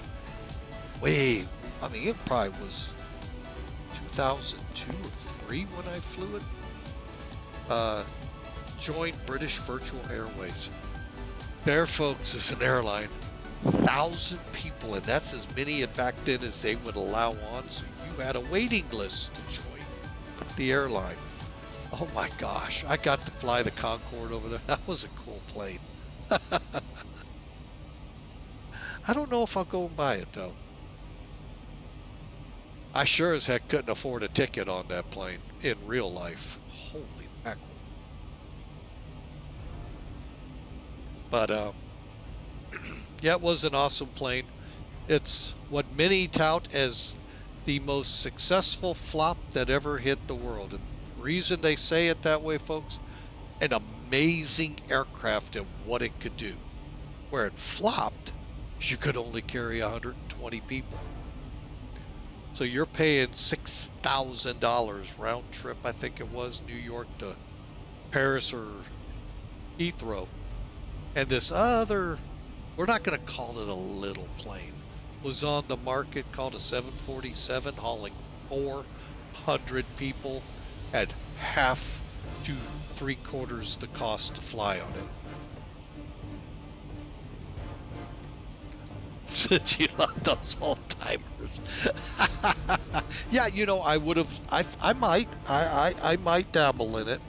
I'll have to take a look at it. Like I said, the one that I flew way back with British Virtual, or Virtual British, whatever the heck the name was, it was awesome to fly. I still don't think I flew it right, but you know, hey, it's flight sim. Doesn't matter. You could fly it upside down if you want. You can't get in trouble. You could take the Citation 10 and go Mach speed and not get in trouble. So, speaking, I got to speak about this plane, the Citation 10. Folks, those of you with X-Plane12, if you haven't tried it out, it's a fun little plane to fly. But I brought it up. Second time I've flown it was back, was it New Year's Eve? Yeah, it was New Year's Eve. And it just, my second video is back out on YouTube. And my YouTube feed is flooded now with people flying and streaming and videoing the Citation 10. They weren't there before. I had a hard time figuring out things because nobody else had flown it. So I'm like, wow, wonder if I started something. Yeah, there are, if you go check it out, there are a lot more videos today than there were last year on that aircraft. So you know what, maybe I do need to, I am going to try and do another surprise aircraft here soon. Who knows, maybe it'll be Concorde. We'll have to look into that little sucker. Oh yeah, like I said, it was the most successful aircraft that flopped. The goals of flying it from London to Dallas to, I think they even tried to do LA with it, just because of the sonic boom. Nazi, I'm not going to say that. The people against the sonic booms killed it. I mean, it could only fly into Dulles and JFK. I'm surprised it didn't go into Miami. I don't know. It never was scheduled. So, would have loved to have seen it. That would have been neat. I saw it. Nope. I missed it by 20 minutes once. Just after completing fire school, I went out to New York City to visit my uncle, and he graciously and somehow got me a tour of JFK's fire departments. And we went out on the airfield, and oh my God, that in itself was awesome. And the guy taking me out on the tour said, yeah, if you'd have been here 20 minutes earlier, you'd have seen Concorde. I'm like, oh, dang it. So, yeah, 20 minutes. Oh, would have been cool. I know no one now gets to see it except in the Air and Space Museum, New York City, Intrepid. Did Seattle get one? And of course, out there in Europe, there's a couple places. Yeah. Oh, would have loved to have seen it fly. Yeah, missed watching a takeoff, or yeah, takeoff by 20 minutes.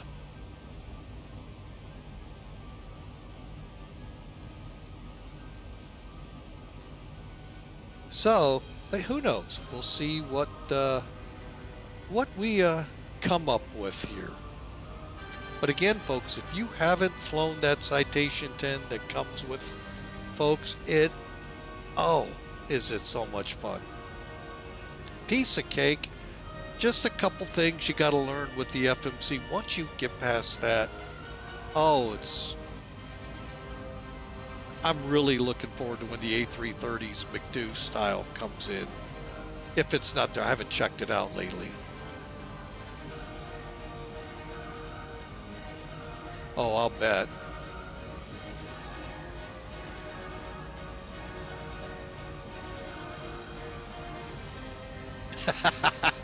I'll bet, yes. What a plane. I mean, like I said, it's just an amazing technological advanced aircraft that just way too expensive to fly on.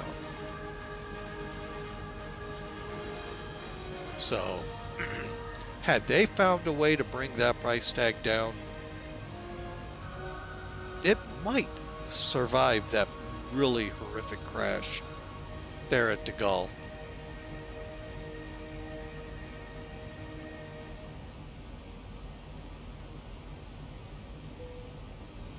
Okay, I got dinged. What's going on?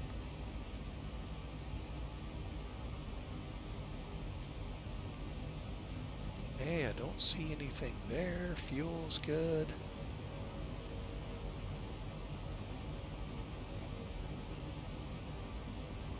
This is the one thing I'm not a big fan of this plane. You get these dings, but you don't know what the heck did it tell me. Is it low on fuel? Shouldn't be. I had Hawker 125 check the tanks.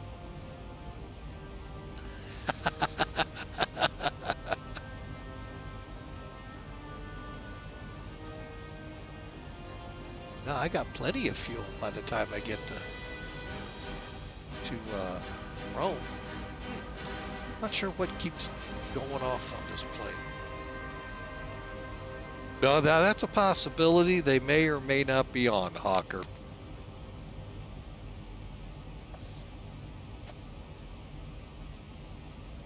It's a little inside joke there, folks. We work at an airport, and little inside joke. That's all I'm going to take. It doesn't need to be broadcasted out, but yeah.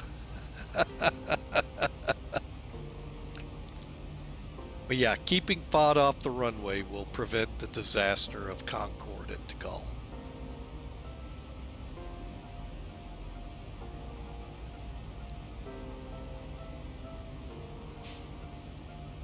And if you want to, you know, I really love watching them when they come out. Shows when they go into accident construction, especially aircraft crashes. Oh my gosh, folks. They always say it. If the same due diligence that is done for an aircraft crash was done for every automobile crash, chances of the automobile crashing would be lessened well over 60 to 70%. It'd just be those loose nuts behind the wheels causing the problems. And that would be curtailed very quickly. But they don't, so. Just amazing. And that Charles de Gaulle crash of Concorde. Whew, folks. What those investigators were, they had questions, all those answered. Then questions on those questions came up that they had to figure out why. Because there were some possibilities of that same tragedy in the United States. The cause of the crash, Hawker alluded to it, FOD. Hit a wheel, blew it out, the tire blew into the wing, and the wing erupted in flames. And the investigators figured out the piece, and then they found out where the piece came from, matched it to the plane, and right there, that blew my mind away that they could, you know, they were able to match the plane, and it was a perfect fit. Then one of those questions on top of a question came. Okay, so we had a tire blow, blew the wing basically up, okay? That happened 5 times at Dulles. Why didn't it do it there? DC-10, very close. It was a DC-10 from Continental. Or was it United? Continental or United, one of the two. Yeah, when they put that piece right up in the spot of that aircraft, I was like, oh my gosh. It was amazing. It's a little itty bitty. I mean, it was really, in the scheme of things, a real little itty bitty piece of FOD, but boy, can it do some damage, as we saw. But yeah, it happened 5 times in Dulles, folks. That tire exploded like that on takeoff. Why didn't the wing erupt there? That was another question to solve, which they ended up doing, and I don't remember the answer. The other one is, and when you ever get a chance to look at it, folks, you'll understand why. LLBG is less than 10 miles away from de Gaulle, if my memory's right. Why couldn't they make it? It's because the wing was basically melting.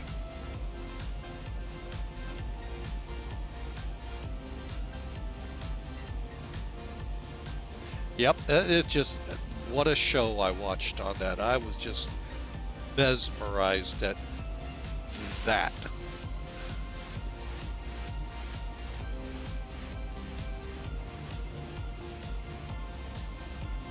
Yeah, I don't remember. I want to find that show again, because I know Mayday has covered it, another show now. Yeah, it's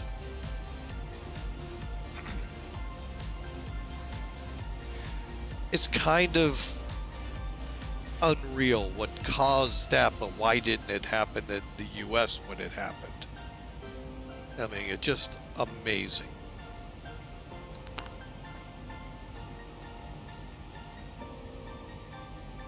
All right, so as you can tell here, folks, right there is Athens VOR. There's the radial I have up here. See a turn. So I could really, okay, so here, I looked on my map at about 316 outbound. Guess what? Or inbound, sorry, inbound. You'd find where the airplane is on its track across the Med. Same thing going all the way around, okay? That won't happen in the real plane, hopefully. Yeah, you can see how that works. It's good for doing quick fixes, or you can actually set up the FMC. One day I'm going to relearn how to use this, and you can get a better idea of where you are. I have totally forgotten how to use this page. And it's, I mean, I used it a lot overseas and all of that. So let's go to that page.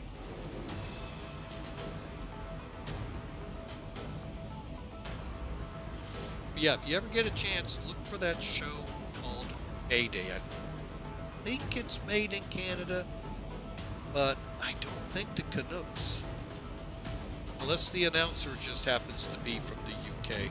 Nothing against you guys. I love the way you guys talk. I think it's from Canada, but it may be a UK-based show that does it. Unfortunately, they have a lot of crashes with the US to go through. I just watched Value Jet a few days ago. Ugh. I remember when that happened, how much that horrified me, that crash. And then some statistics that came out of it. Oh, were even more horrifying.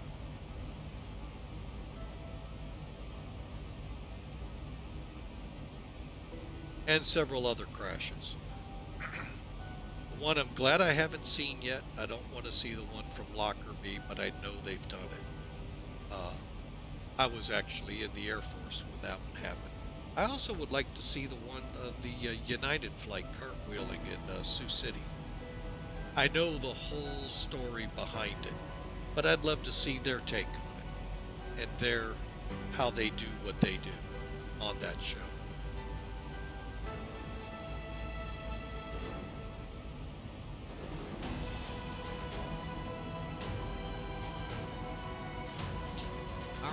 Let's see, we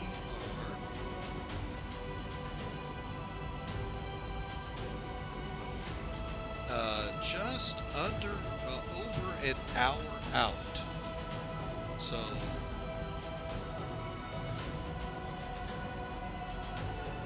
I am looking forward to bringing this into to Rome. Vatican City and all of that's there. Curious how it's going to look on X-Plane12. It's not one of the cities I think they spotlighted, if you will. I go look real quick.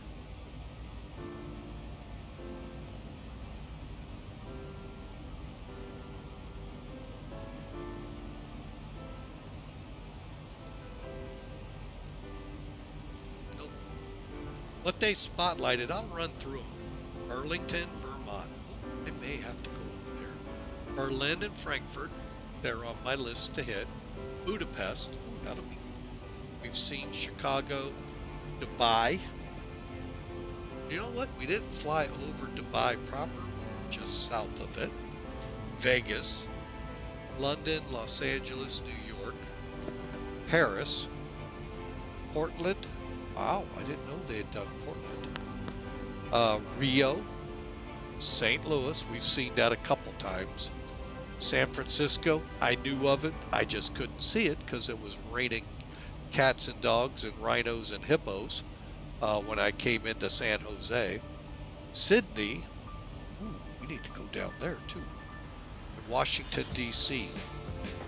Then there's this place, Faro. I don't know this. You guys in Europe will. Lima, Papa, Fox, Romeo. Never heard of that one. I'm going to have to look it up. Also, Nice and Paderborn. I've heard of that, but I don't know why I heard of it. Those are what come with X-Plane12. So, looks like we're going to try out Berlin and Frankfurt here, Nice and Paderborn, and Budapest here soon. That's right in the vicinity of where we're going to be once in Rome. So we'll start hitting those airports, see how they look in X-Plane12. I know you guys have probably seen it a million times that are over here in Europe with other streamers and all. But heck, I haven't seen it yet. So, and we'll make a run to Paris as well. I want to see if I can see the Eiffel Tower and things I missed from Microsoft. And I'm not talking muss-fuss. I'm talking, and folks, this is what cracks me up, FSX. Not the greatest sim they came out with, yes, we'll all agree on that. Not the greatest scenery. Again, we'll all agree on that. But you could go to Paris, see the Eiffel Tower, probably in the wrong place, Notre Dame, the Louvre, and a few other points of interest. Again, may or may not be in the right places, because just about every Capitol building in the United States was in the wrong place. Alaska being the worst. Over almost 14 miles out of place with Microsoft. And a completely wrong building. They just used a default icon. So I'm looking forward to this little tour. We'll kind of see what these look like. And I might even, who knows, Paro is calling me. I may have to make a run down into there soon.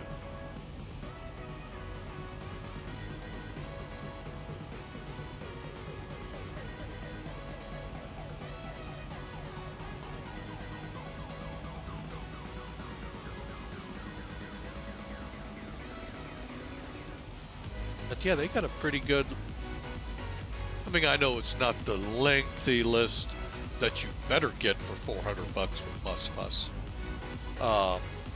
But hey, these are pretty good airports to fly to.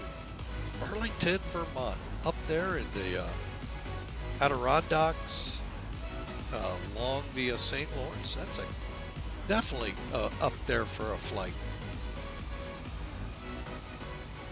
So I want to try out a couple of these. Nice, and I don't even know Faro. I'm gonna have to look that up. So, but yeah, be looking for those this year, folks.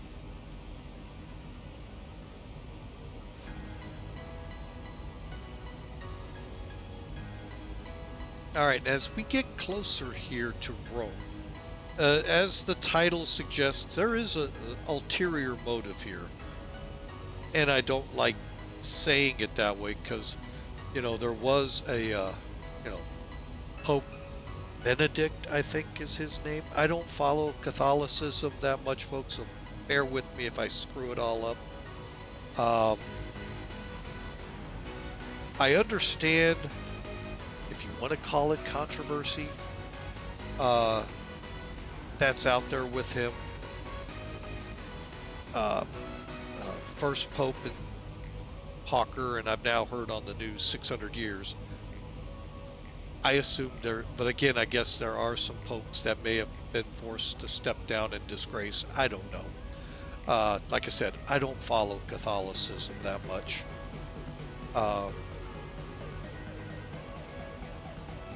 But this Pope, I think, again, his name was Benedict, but I'm not going to swear to it. Emeritus was his title given when he stepped down, and the current one, as they were both there. And so I'm coming out, since he died, it gave me a reason to come to Rome. Kind of oddly, that's where, if you are into the Bible at all, Paul. Originally his name was Saul. Jesus, as he did many people, changed their names in their lives. Peter, folks, was not Peter.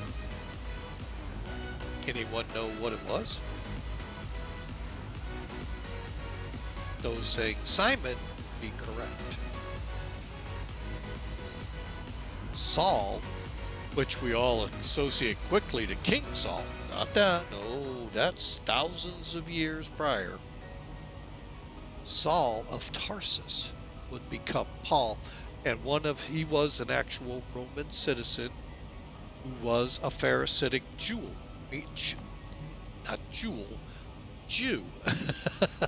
who very staunch in his stances with the Jewish church, but he was born of Roman ancestry, so he was considered a Roman citizen.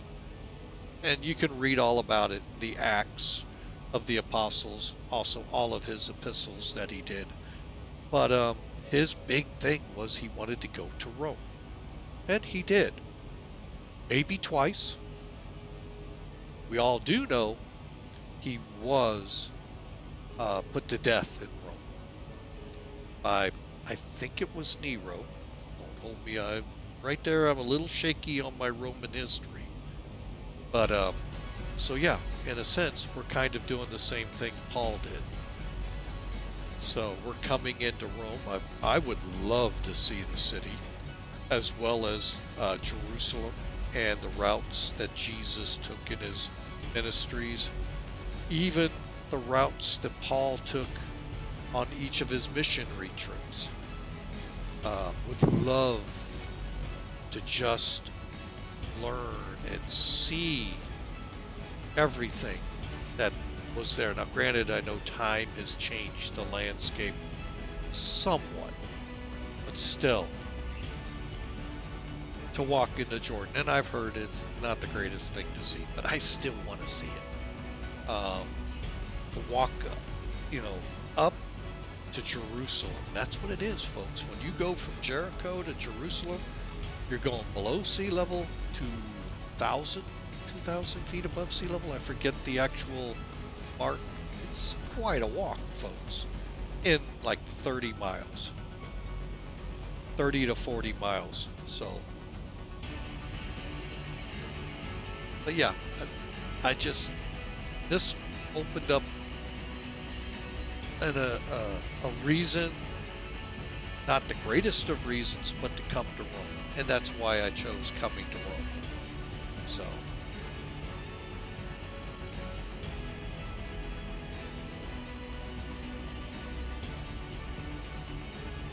but I know you've all seen the verse of the day. It's gone through here several times. And, it is actually a really good verse of the day for a new year. Let me for those who may have just tuned in. Let me bring it up here. And it's something that really I've taken hold of as a verse for me personally. Have I not commanded you? Be strong and courageous. Do not be frightened. Do not be dismayed. For the Lord your God is with you wherever you go. It's a huge blessing that God told Joshua way back. We're talking in the time of Moses, folks. When Moses died, Joshua took over. We'll have some fun. Ragtag Israelites that have been wandering about the frontier of the Sinai for 40 years. And now it's time to go into what God promised them.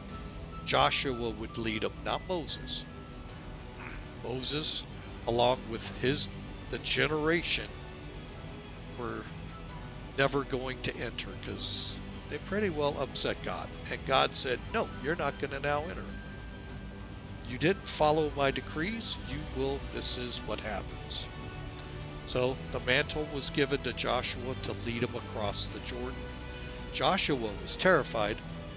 One, he's got a couple 100,000 people he's going to be leading in. Two, we're going into the unknown. That's where God comes in, commanding him, simply be strong, be courageous, don't get dismayed, don't be frightened. God is with you wherever you go. That, folks, when you set your mind and your heart on that, folks, that is unbelievable.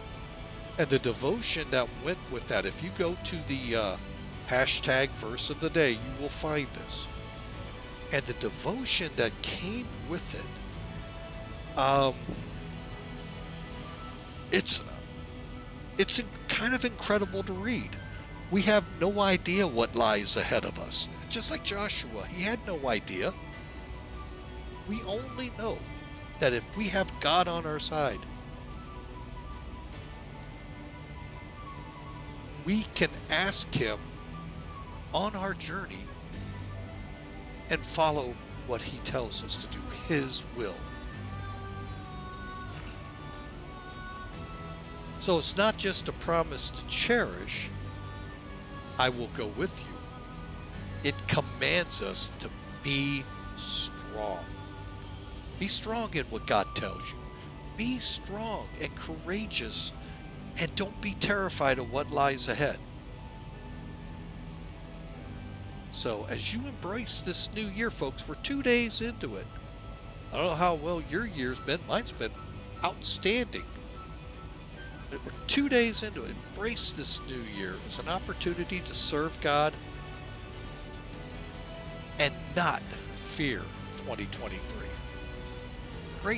Great devotional that went with our verse today. So I hope you take some time and meet with God and follow his will. And I saw someone pop in. E for attitude. Welcome in, sir. Yo. Hope your day is going well. Now, are you starting the dispatch training, or are you still a few days away?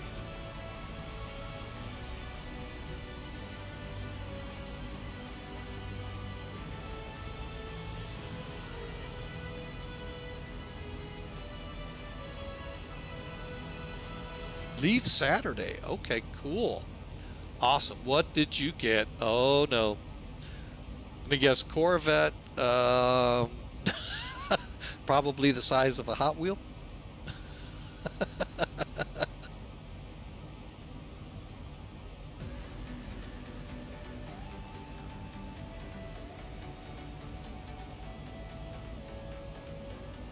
Oh, nice. Nice. 9X. Wow. And I bet it fills the room because it's such a gigantic airplane in real life. 1 to 200 scale would fill a room. That is awesome. I've got a little 777 in here, but it's 200, the Dash 200, so it's a little itty bitty thing. Need a microscope to see it. No.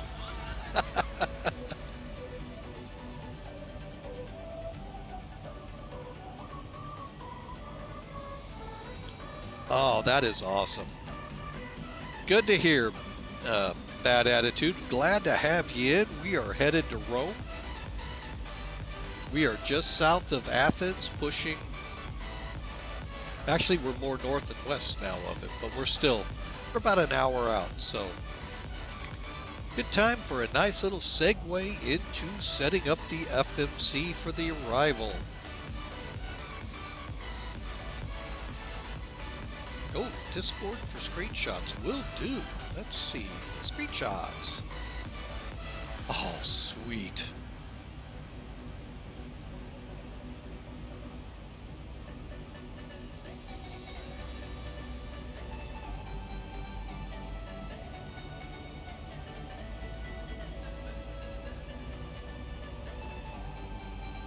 Well, that didn't work the way I wanted. There we go.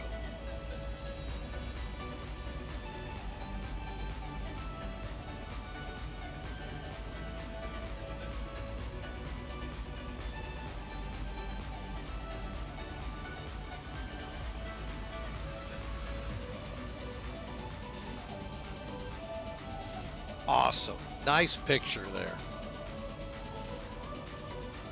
And folks, if you want to see that, just head over to our Discord channel.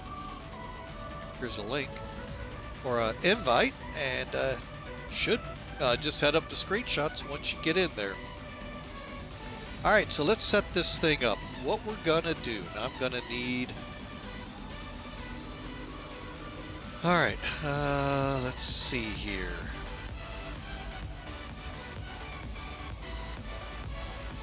I'm going to go ahead and bring charts up. Let's see how far over we got to go. Hide that. Okay. Now the fun part.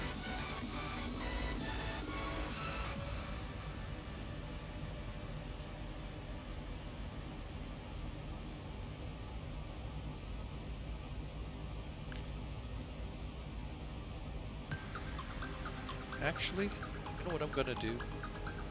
We'll work off of this.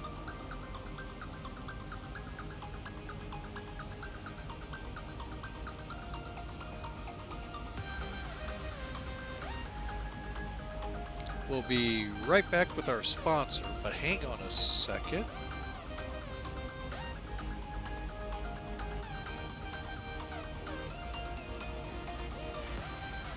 There we go.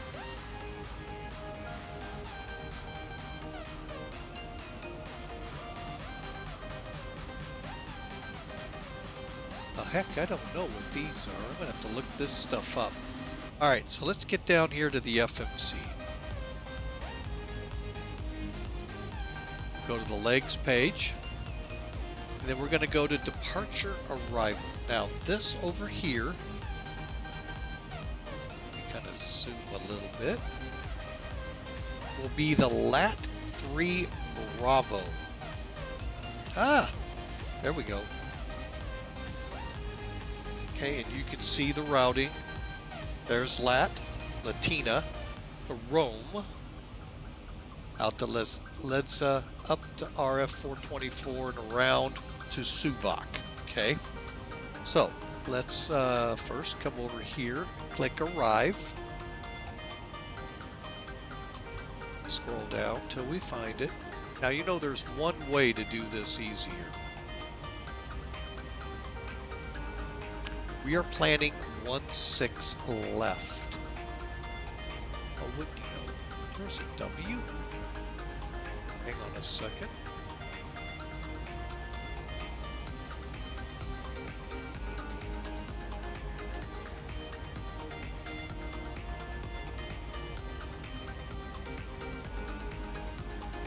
heck's the W? I'm going to just go with X. All right.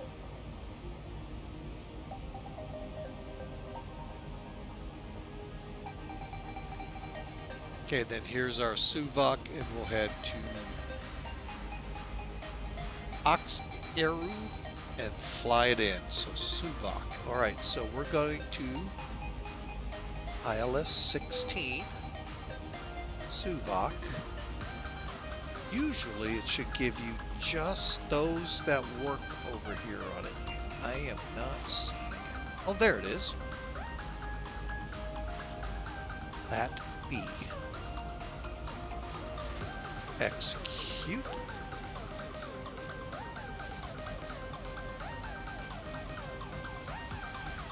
Right on the edge of it, so that's good. Let's take a look at legs. And no, it's not ZZ Top there, Hawker. And what I'm going to do is pop out here. Let's go to plan on this side.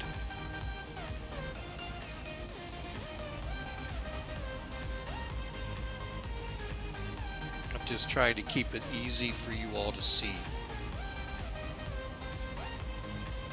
Okay, so we're at coming up to T, then Sapporo, which we're supposed to drop down to 20,000 by the way our flight plan came out.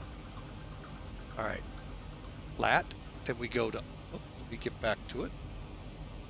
Then we go to RF 414. Step again. RMC, which is Rome. Gobkak, Eric's and Ledza. Okay. Then we head up to Gipep. 220 looks good. Any altitudes? Max 250 at LAT.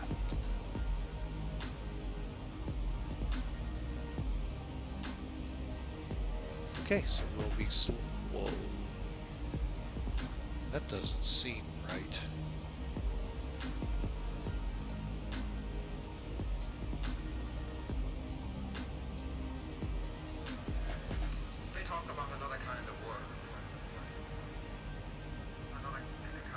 Not seeing any kind of altitude restrictions. Well, anyway, you can see the 250 there.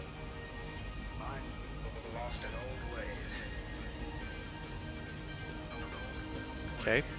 Now we got all the way up to Chipap where we'll be 220. Okay.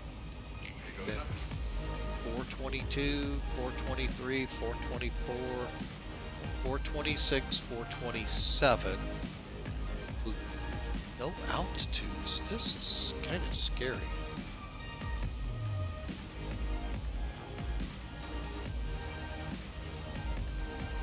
Wow. Nice model you got there. All right, so Suvok. Next page.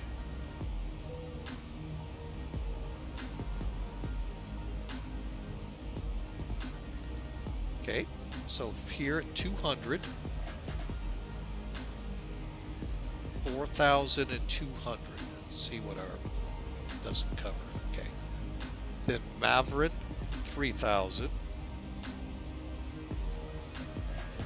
They talk about another kind of work. And then Oxford above 2,500.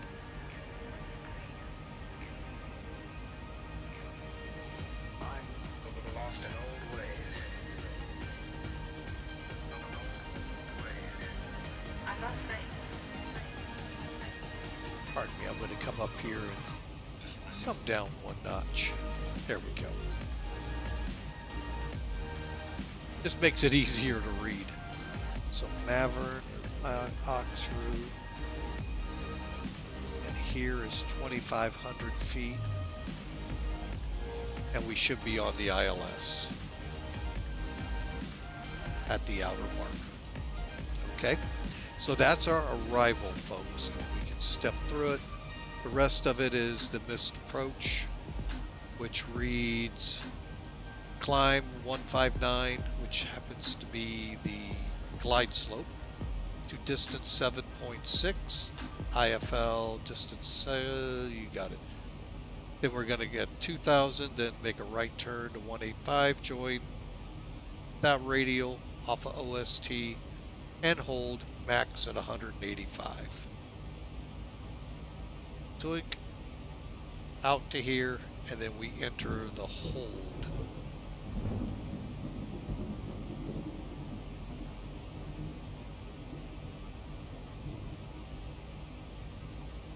All right, pretty simple approach. It's all programmed in now.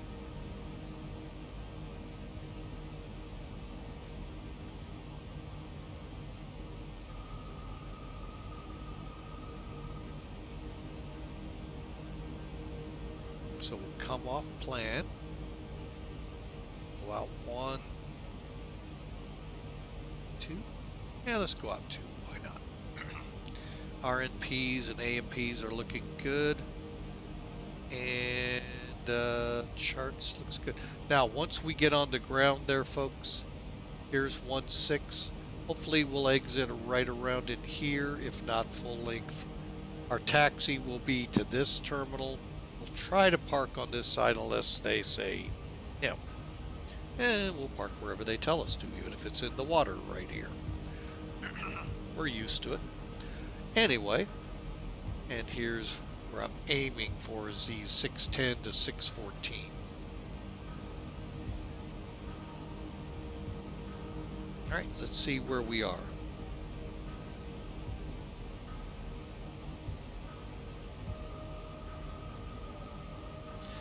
Really shocks me. We do not have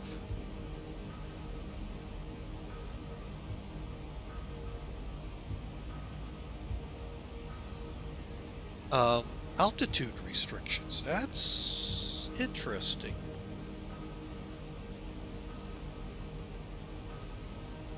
Very interesting, to say the least.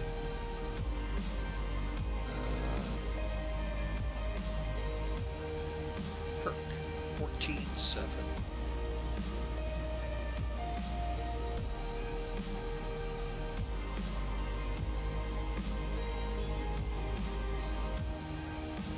Alright, so we're tracking Kirk.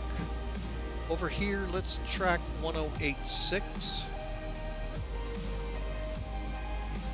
And just 860.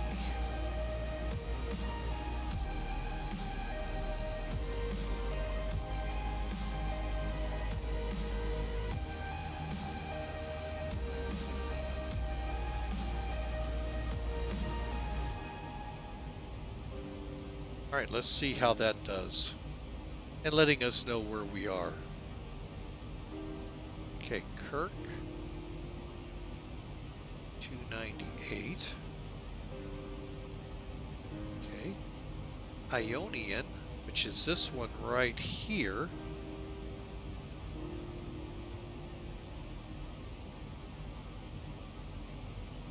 Again, allows you to see, okay, I got it. See how you can visually see it now? Folks, you get to the 747-200, you're using this gauge right here, the RMI, to try to gauge it, and your DMEs as best you can.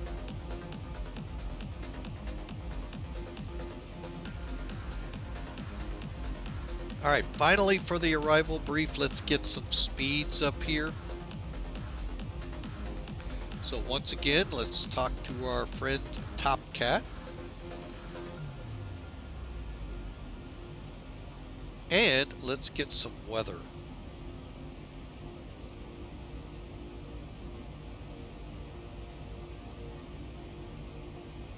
Okay, so again, got a few clouds now at 3,000.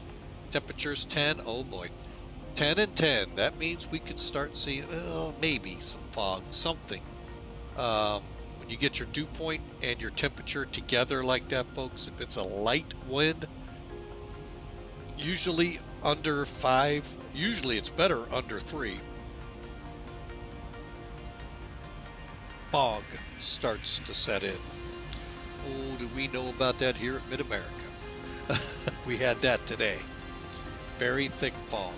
So, don't know how the first flight went of the day here, but yeah, it was pretty thick, folks. We were way below minimums for a while.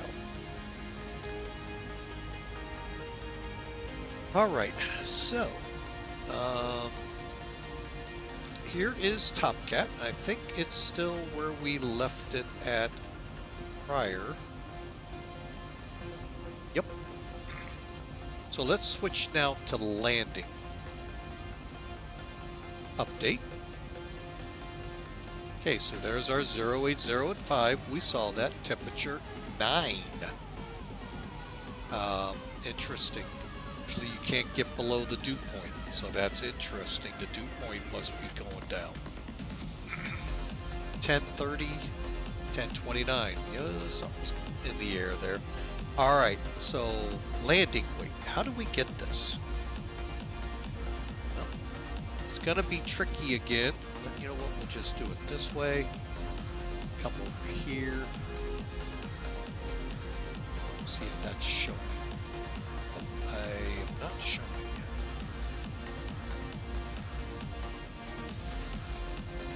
There we go. All right, folks, had to move it out of the way. Them my shoes.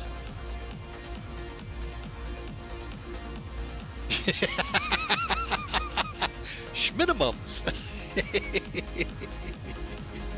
Very well done there, them. You're right. I make my own minimums.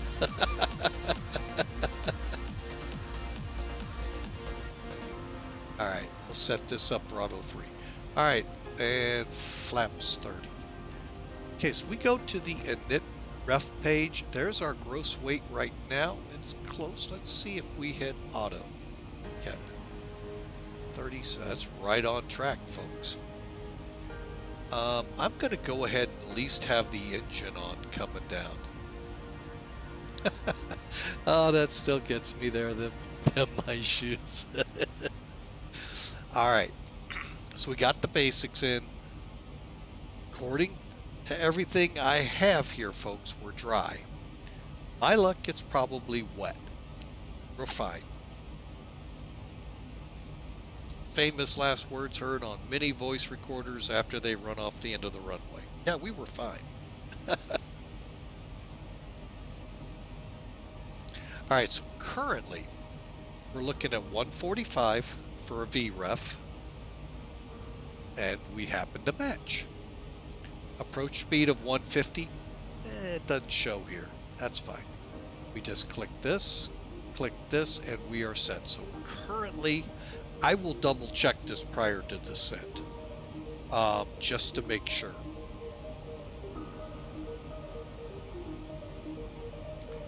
That nothing changes, because it will. We still got time here, folks. We're, what are we out? We're about 50 minutes or so from landing, so there's a good chance it will change. So there you go, folks. That's how you set up your approach speeds. You also see it right here on the PFD. So you have that reference, and it'll show up on the tape once we get down there. All right, while we still got a little bit of time before top and descent, not much, but a little. Which do we have? 300 miles. That's kind of scary. Let's talk about our friends at HelloFresh. Folks, they got a great offer for you. Great service for you. Especially for those here in the United States, married, who may still be unable to get out, but things are getting back to normal outside their houses, folks. Think about it. You're stuck in your house. Your phones are working. Your computer's working. Hey, head over to HelloFresh.com. Sign up. Get 21 free meals sent to you for free. And, hey,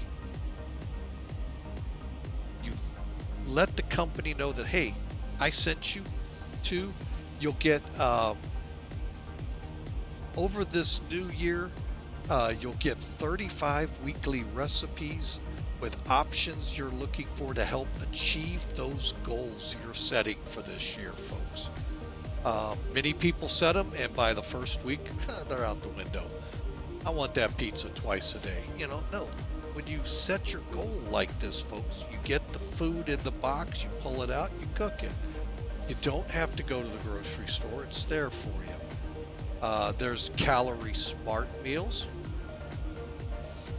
carb smart recipes, or simply customize what you want in the box by swapping a protein or a side, upgrading your proteins, adding a protein to a veggie dish.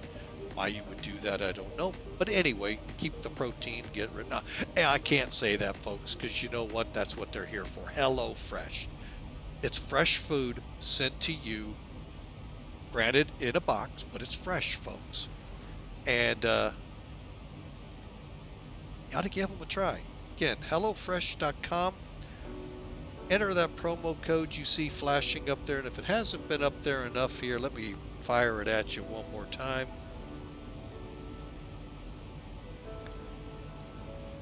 If, that guy behind the wheel could learn how to spell, it would be advantageous. I'm only educated to the 10th grade, so we didn't get to words like fresh. So again, 21 free meals, free shipping, promo codes there. Just go to HelloFresh.com, or that link there will put you right in there, help you get you going right away. Either way gets you 21 free meals, free shipping, and that's the 21 meals new free shipping is to new subscribers only. Those of you with it, folks, head on over. See my friends over at HelloFresh and let them know I sent you. And get closer to getting those goals met that you set nutritionally in the new year.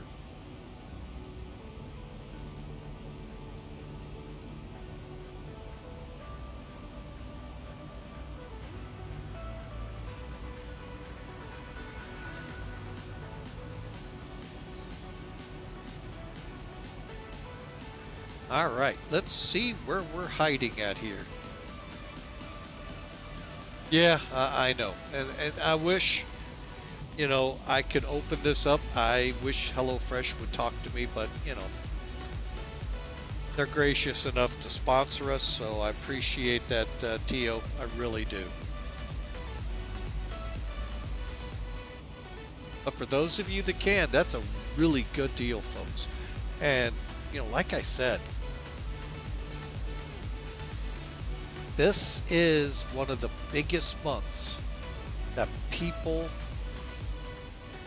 try to eat, set eating well at the top of the list is usually right here this month. And I know for a lot of people that are in my family that actually do use the service, they like the fact that it's always top quality. Ingredients travel from the farm to you in less than a week. So they're fresh. Sometimes I walk through the supermarket, folks, and I'm actually amazed what they call fresh. I mean, it's a little scary sometimes looking in there. It's nice to know they get it to you that fast. I used to drive a truck, folks. I've hauled limited amounts of produce, and to get stuff from California to Boston, New York, fresh, sometimes is a challenge. It's nice to know they're able to do it. So,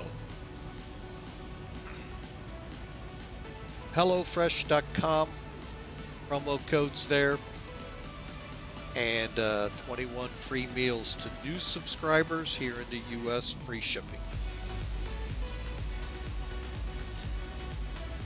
All right, folks, it is, to me, almost time to get this plane descending. Man, looking at that arrival, I'm still blown away. There's no altitude restrictions. At 250, at 34,000 feet, isn't the... Oh, that's why they probably wanted us to drop down to 20 by now. Because I do remember that in my flight plan.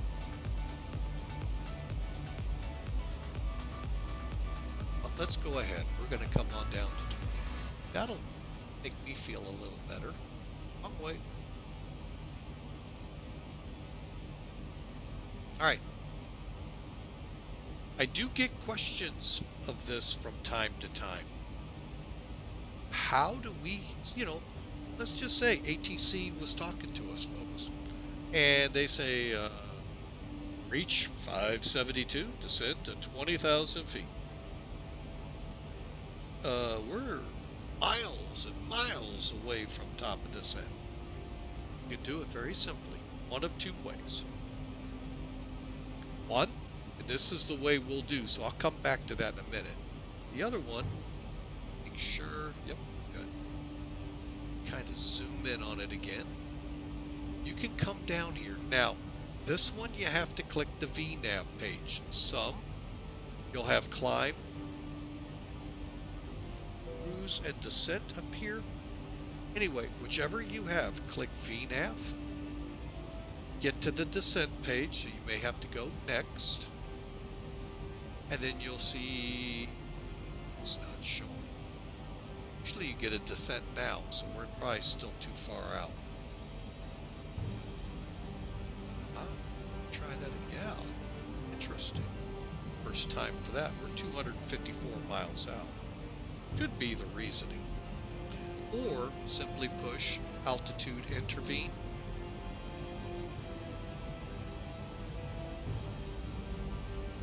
And if that doesn't work, hit VS. Let it set up into a descent. 78 is good. And we'll just let it come down on its own. So actually there's three ways to make it happen. When you're a lot closer to top of descent, I guess those ways work. Why it didn't.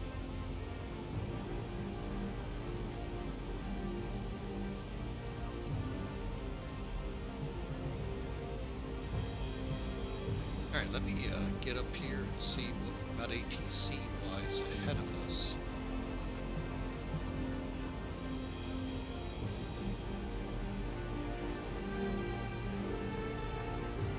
We are at a point, folks, when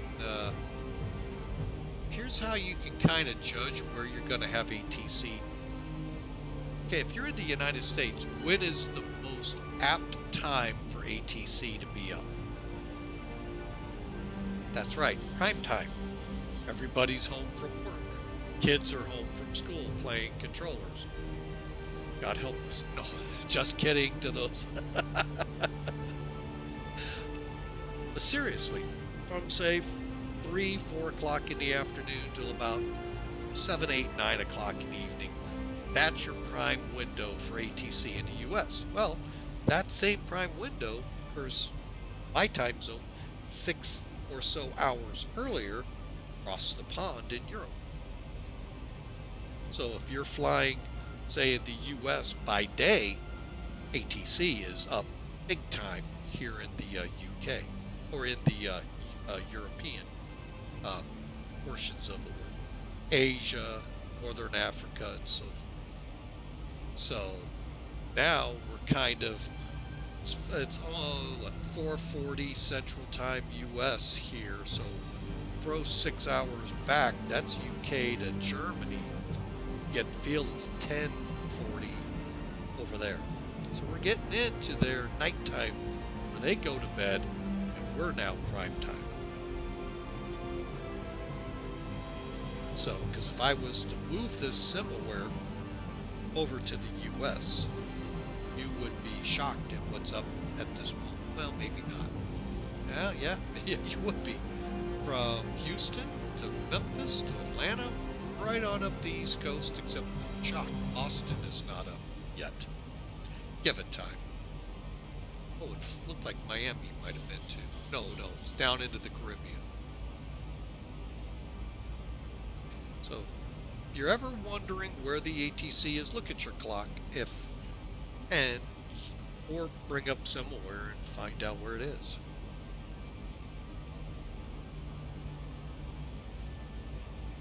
And looking at Similar, we are just now getting into where what I call, and probably everyone else, but I say me, the boot, coming over the boot of Italy, down at the bottom there, where the heel is. And we're just coming down nice and easy to 20,000 feet.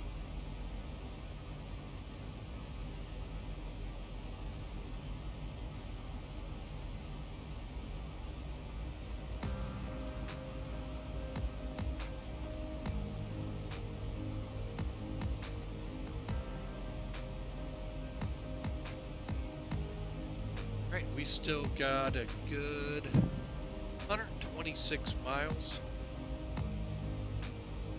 So once we're below 30, we'll just keep coming down. Now transition here in Rome, 6,000.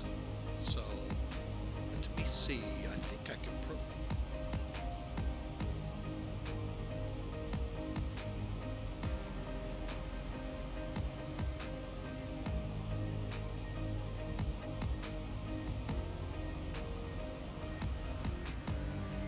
Okay, I lied. Let me see the forecast page. Aha, 6. Okay, it's set for 7. We'll take it. And then again, folks, you can see what you got to do. Go to your descent page. Excuse me. Hang on a second. Look for forecast. Click forecast, and there it goes. Now and I don't know if the new PMDGs do it, get you the winds for here. Folks, this is primarily default FMCs. They've got a little more to it, but for the most part, we're in default here. Don't mean to sound insulting to our friends over at ZIBO.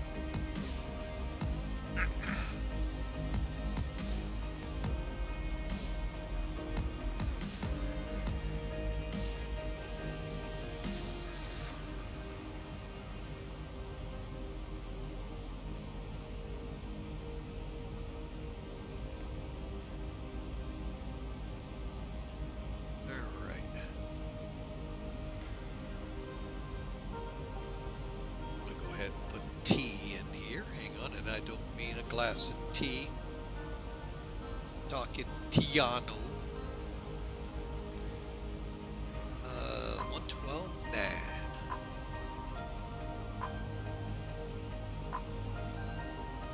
And Latina. 1. This one. What?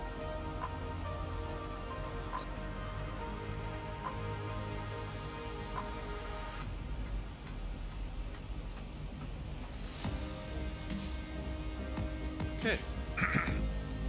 Now, I do not expect to see this one for a little bit. Maybe when we get to Echtel in 100 or so miles, but T is what we're going to eventually be heading to, so kind of fat.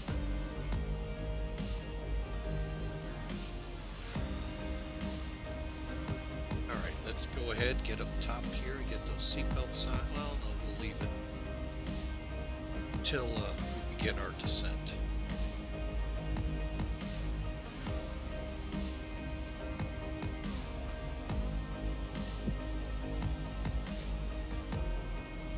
Just a nice, gentle, maybe even in the back, wouldn't have even noticed that we came down. Just doing it nice and gentle.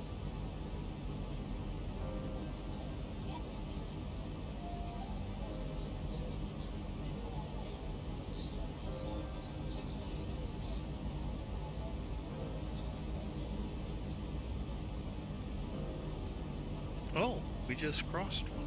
110.2. Let's get in.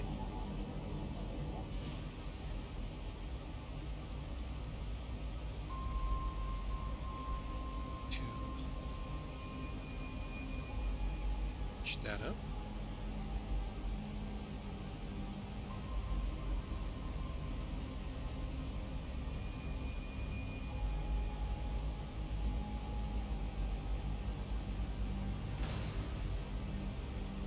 And we just crossed that one. And that is Ratigli. I just started an international incident for the... Oh no, that's Tarantino. That we crossed.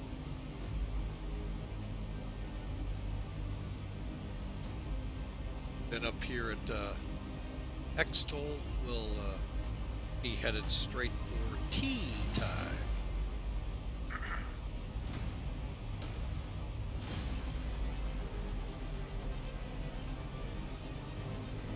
Anchor E.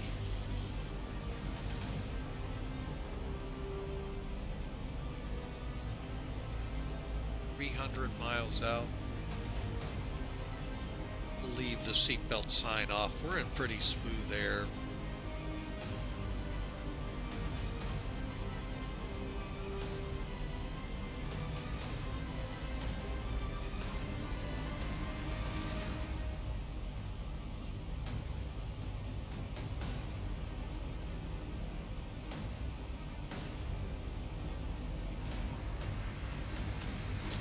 I can't show one other thing off over here. Let's realize that. Landing performance. Planning 6 left. I do not know. I don't think I can do anything with that. Wind. Let's find out.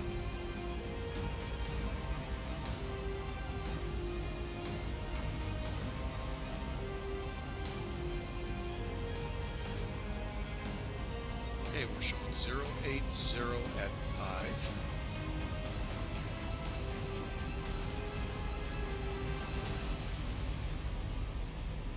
Outside air temperature 9 and 9, so you can see can't get below the dew point unless the dew point drops with you. 10:30.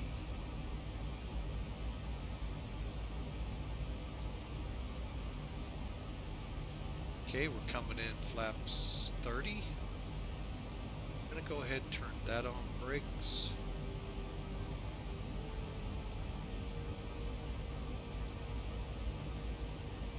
Don't know what this one is. NNC. Speed brake.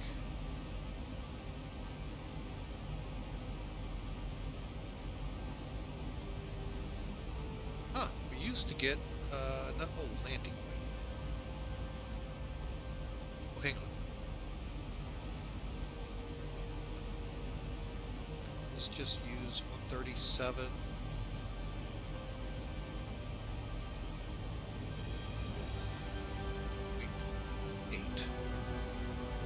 There we go. And look what it gives you. Again, we're working with this. You see how the VREF 30 plus 5. Need 37 meters. I'd love to be able to switch that into feet. Max, 1,000 meters down. 1, 2, 3. There's our setting. Gives you even this nice little map to kind of see where you would end up if you hit the right spot. So I think that's what the takeoff is trying to get to. But as you can tell, either I'm missing a field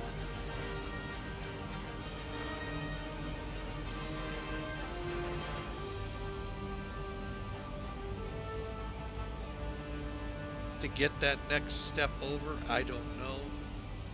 And I don't know how to switch this and this. But anyway, kind of neat stuff. You have it right there. I forgot all about that page. So we're leveled off.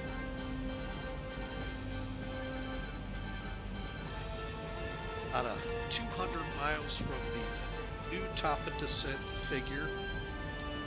I plan to start the approach at 10,000 or below 10,000 feet. I'll look at our legs and see what they're showing.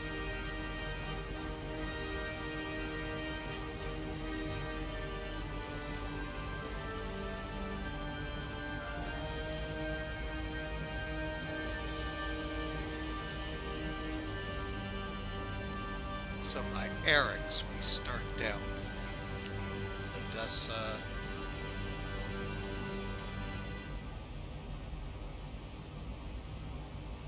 okay, and then we work our way.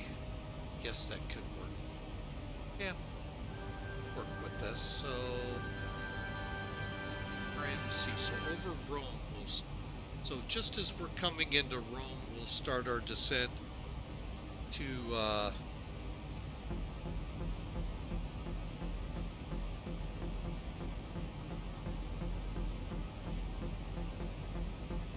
8,000.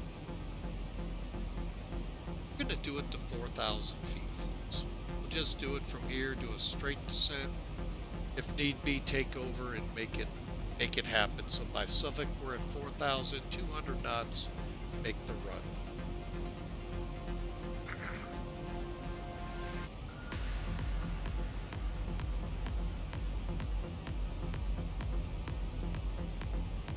Take a look at something.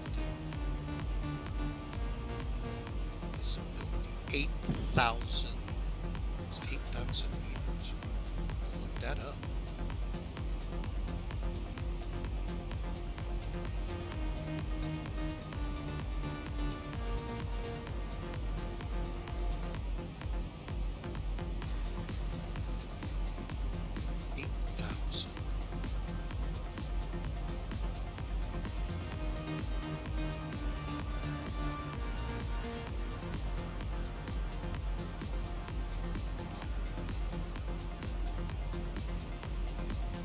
Okay, 26,000 feet.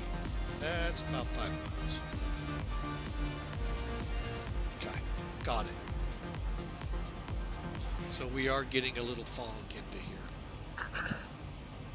Again, alternate is an island. LFEK, was it? LFBK, so Bastilla, France. May have to go. Not as them my shoes said, I make my own minimums. Who needs stinking minimums when you got auto land?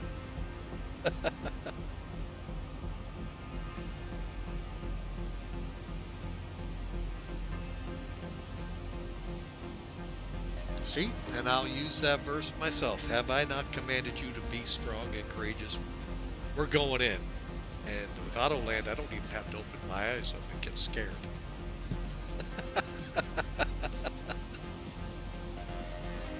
Oh, folks. Fun times.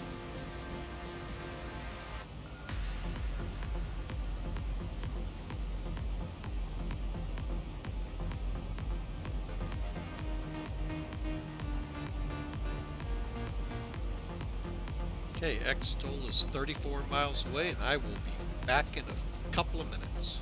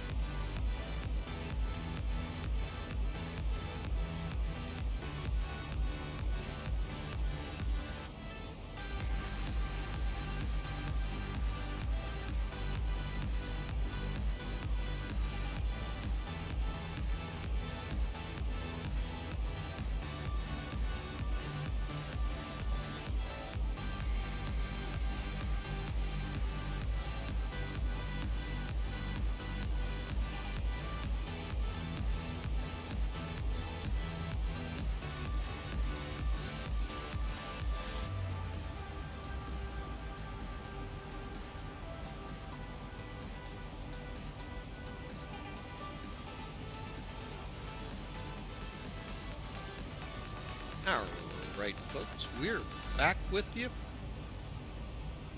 And let's see how much further we have to top a descent.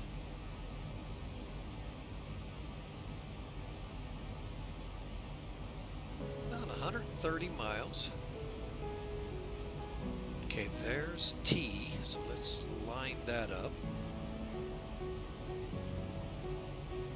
And like I said, from here in, we should start getting bearing off of 1112. Let's see.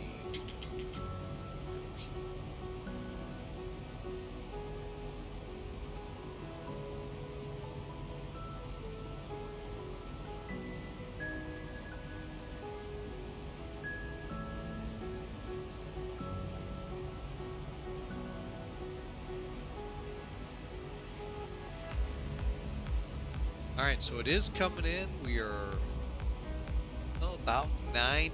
That's going to be our top of descent for the most part, folks. Look at it, 99, 131, not far off of that. So maybe up in Steno, I think that, what's that called?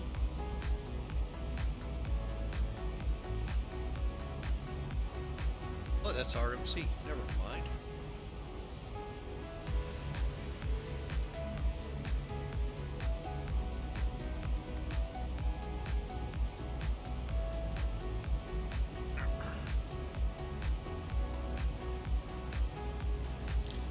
Check out the Hawker 125C. We're starting to get a little chop, so.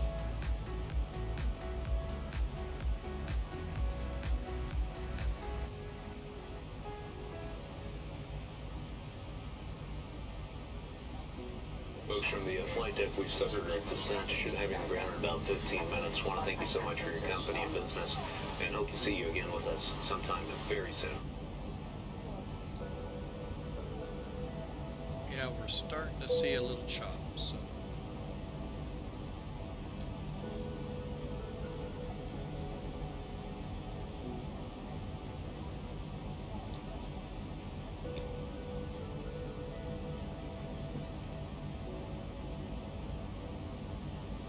Again, for those curious, if you've got ZIBO installed in X-Plane12, or I haven't tried it in 11, but I assume it would.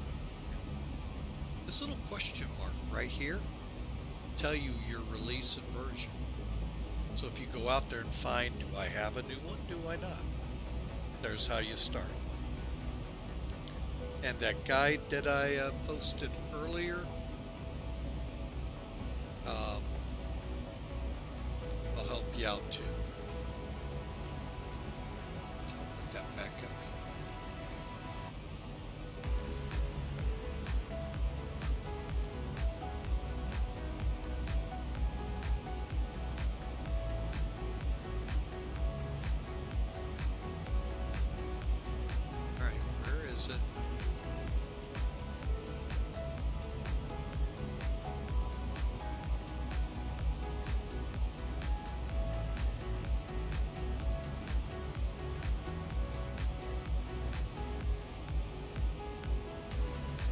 Alright, I'm not finding it. I should.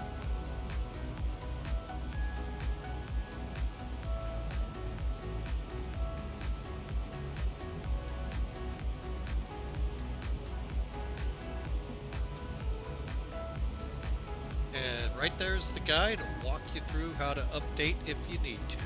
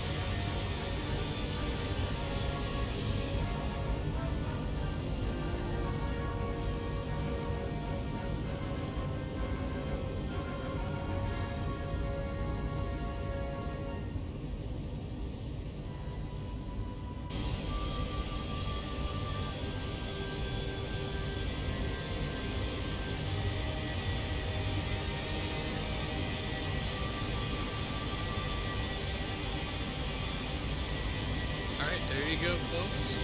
Flying under the colors of El Al out of Tel Aviv, headed for Rome. And as we talked earlier, I wanted to do this as I would love to go and be there for the ceremonies surrounding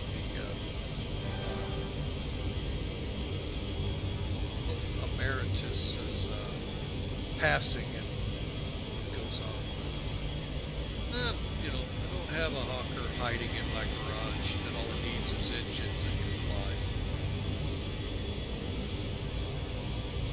So, alright, so we're coming over T, it looks like right now.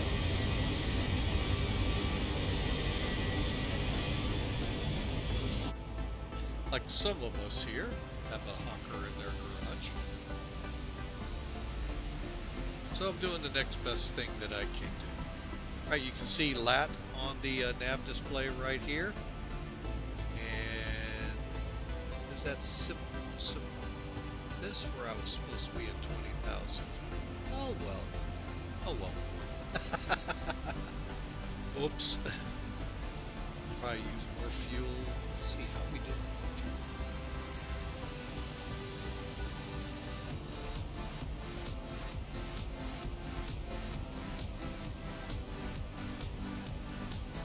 Did get a little below. That's where all the belt. Why aren't we seeing this? We should be seeing FMC alerts. Interesting. Yeah, because we're 1.5 below minimums. No. We don't have minimums. No stinking minimums here.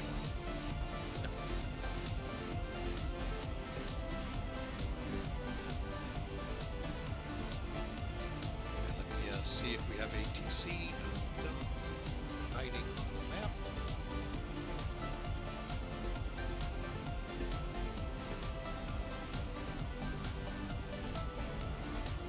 Okay, we still have a hodgepodge of ATC up besides the UK. It's like southern portions of England, Heathrow centers. But, yeah, that's what you expect at night here, folks. Yeah, we're close. I can't believe I got my fixes all screwed up. Oh, well.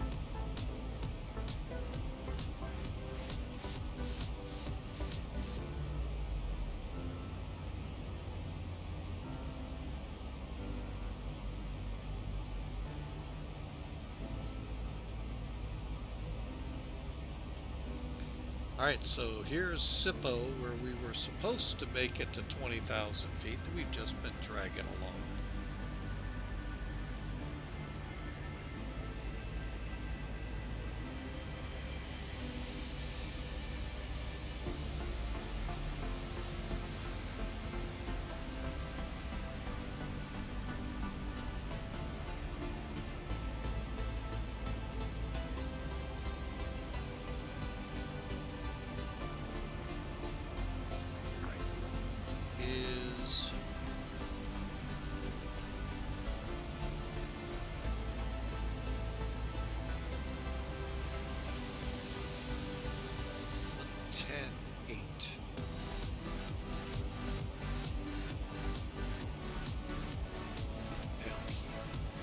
Set in.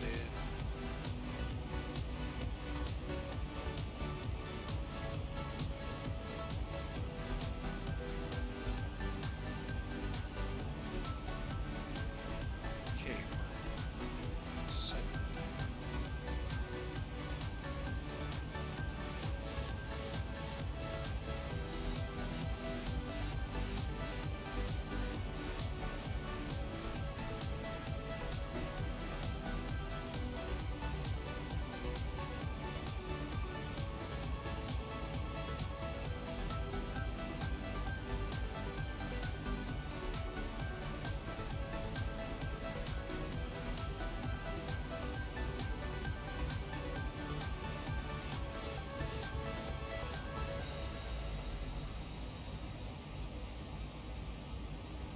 All right, so what I got set now is Rome here at 43 miles out. Latina right here, which is basically our initial onto the star setup, and it is 22 miles ahead. So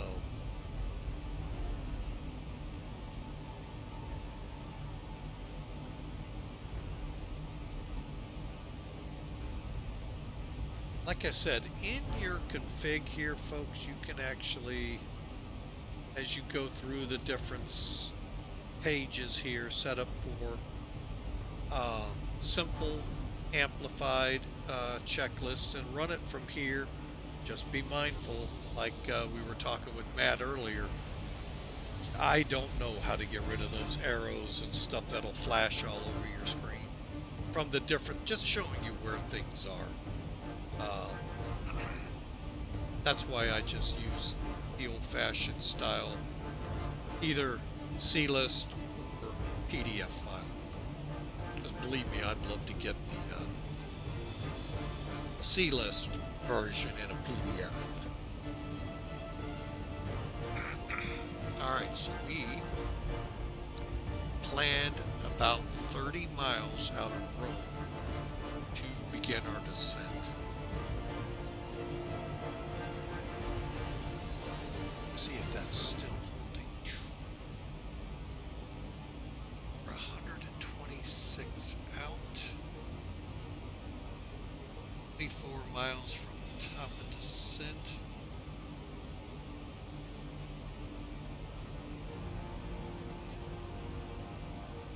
I'm thinking by RF 414 be descending. If not very close to that. Even though this does not match this.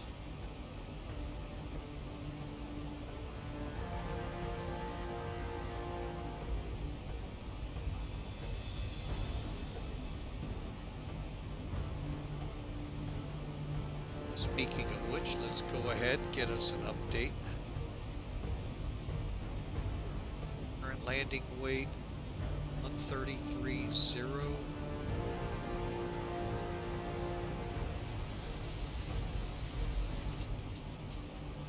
Are 104.9. Dew point is now dropped a degree down. We still got 8,000 meters on the visibility.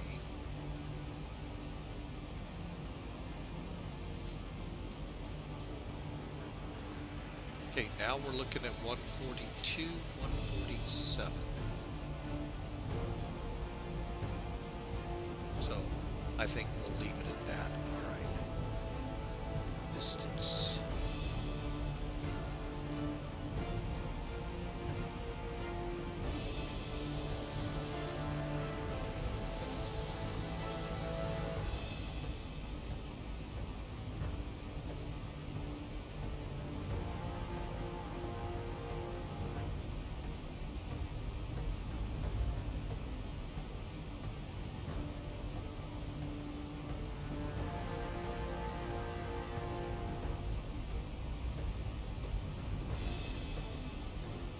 RMC, we're going to do our descent. Just did a look and we're about 19-ish miles out. Close enough for me.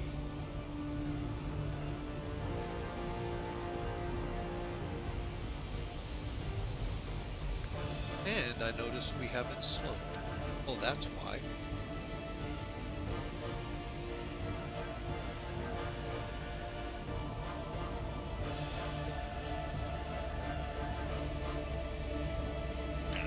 That is 100% why.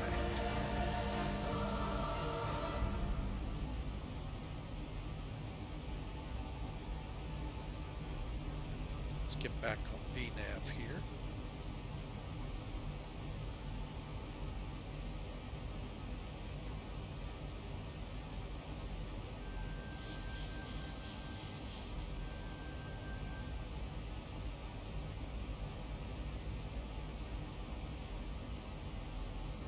Alright, descent checklist. We'll descend using the Alt Intervene, which switches right here. We'll put start switches. I don't think I ever took them off continuous. Seatbelts at 15,000.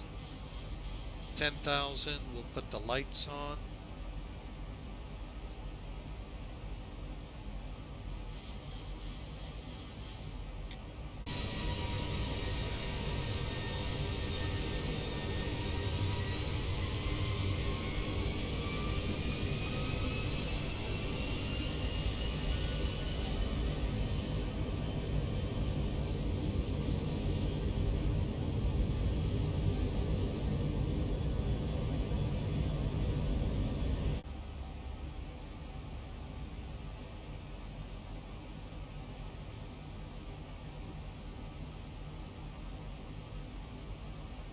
All right, we have slowed for traffic.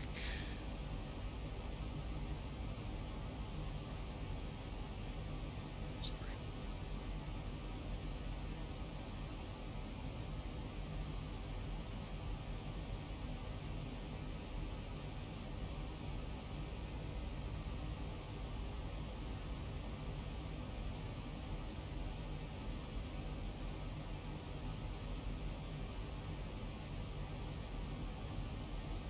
And our projected top of descent is right here.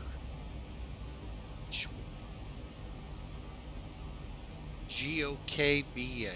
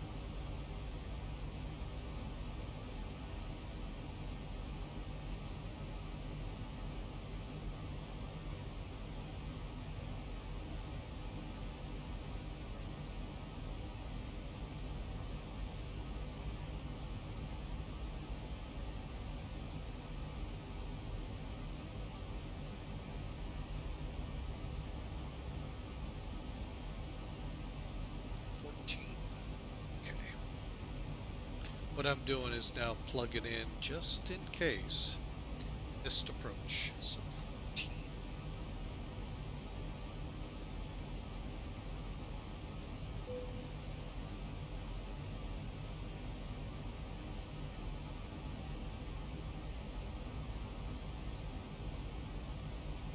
Okay, let's go ahead, set 4,000.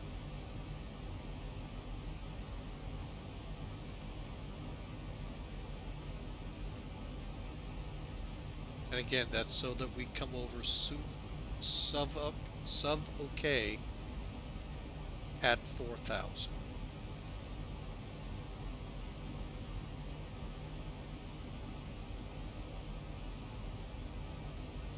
There we go. And there's the descent ring or descent bar that we're used to, plus the glide slope or descent angle. They'll come down as we get closer.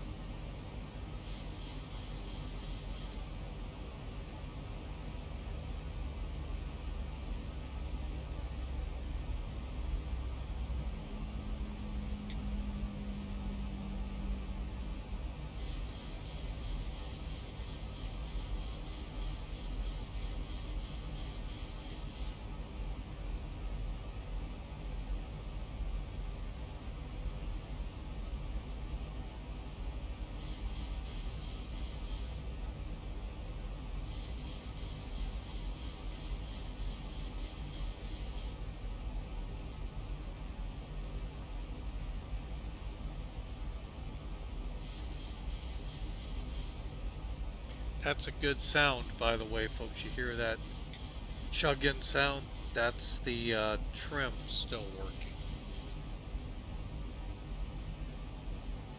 ST159. Set 'em.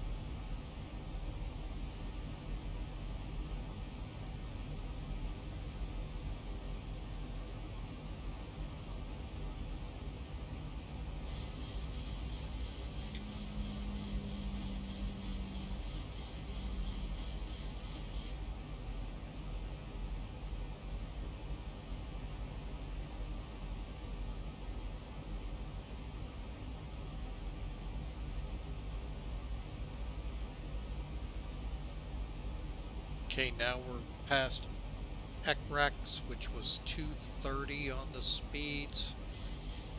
Get the speed brake out again. Right, haven't already. Seatbelt signs are on. Okay. And now we just continue to fly the magenta line till Suvak, and then we'll intercept the ILS.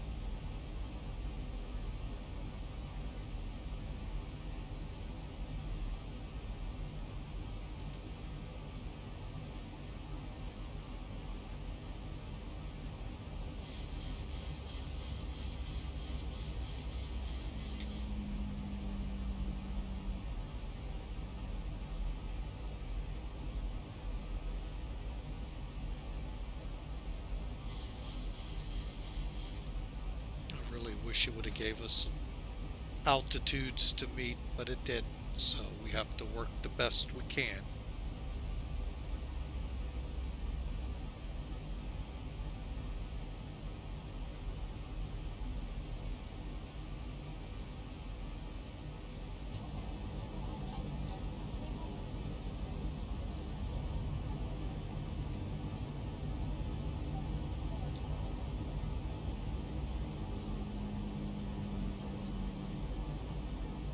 Alright, folks.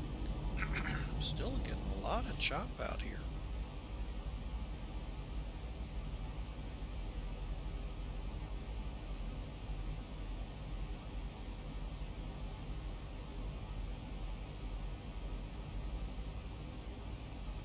Alright, now I'm going to set up for the ILS. 159.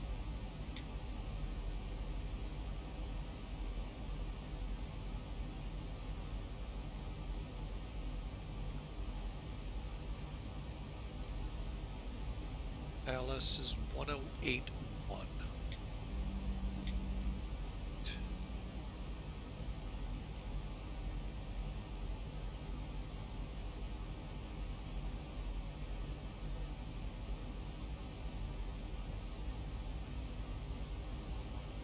Excuse me. Actually, no, I don't need that to stay there.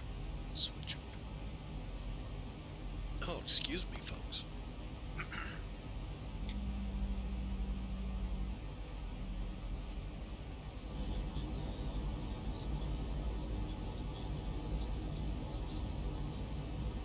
Big old lake up to right out the window there.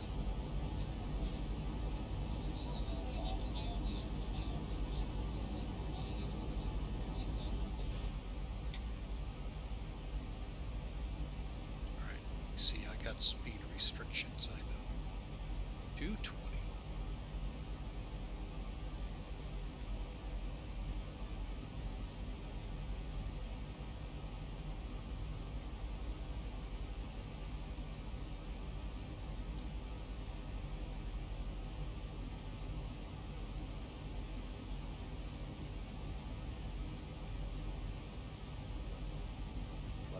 For landing, please.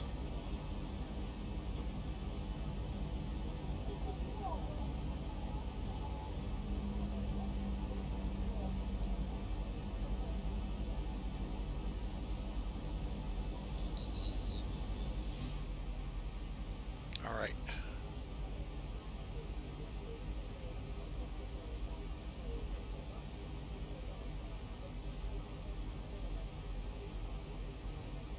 IFFL.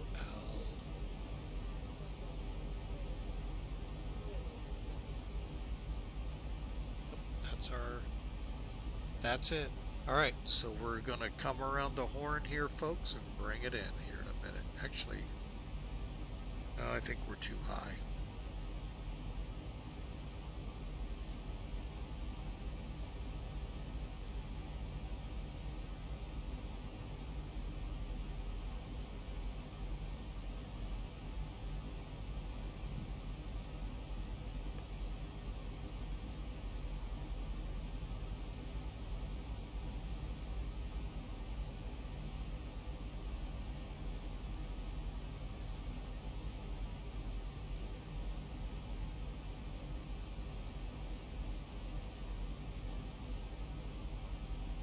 All right, folks, let me go ahead and dial it down.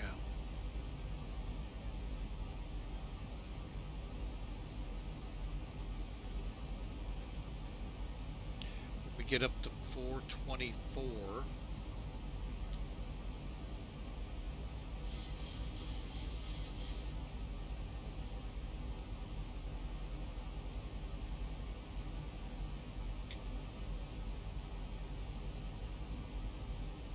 Okay, we need to be, it looks like 9,000. That comes 10,000 is the current altimeter.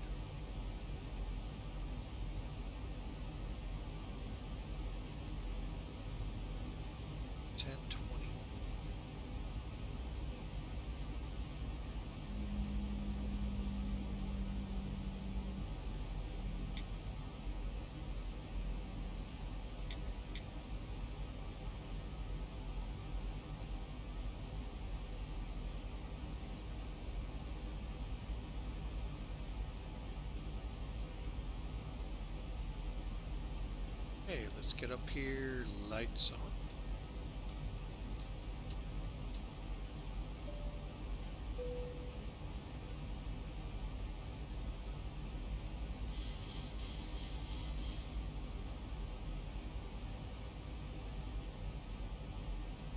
Right. As we get closer to this fix, we need to slow to 210.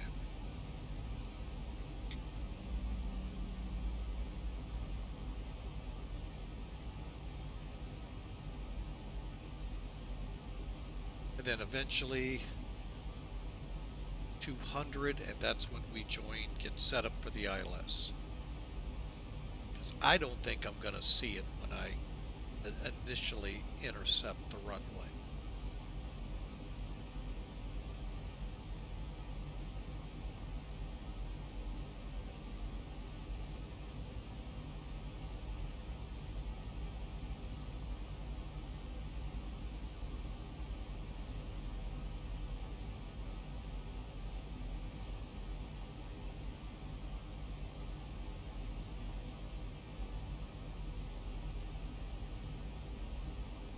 Okay.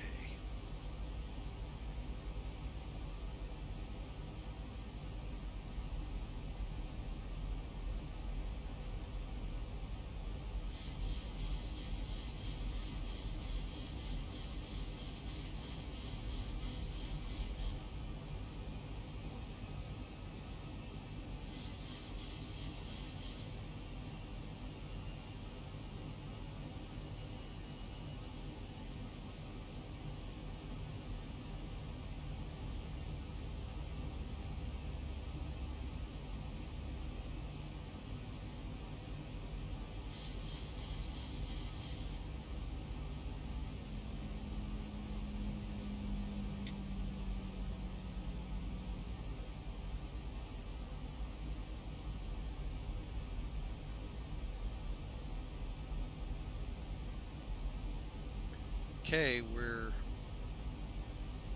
getting back on track here.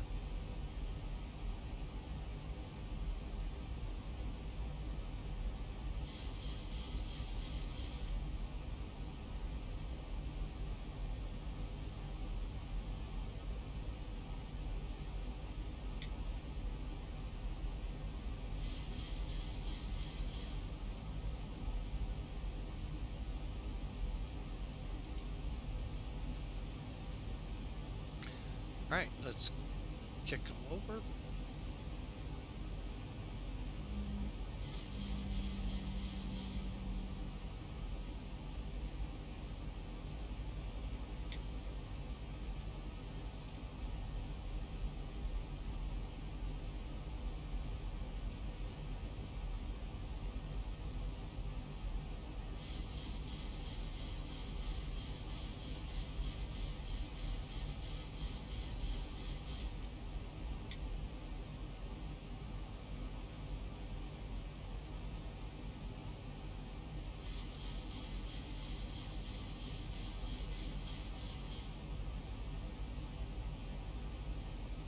Okay, we cross this last fix here, then we slow to 200. And we'll be able to start deploying flaps.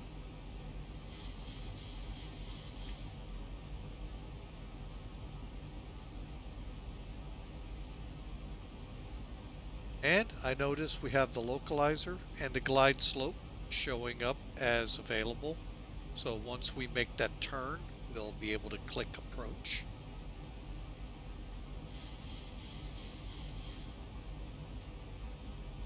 All right, let's go ahead and begin slowing to 200.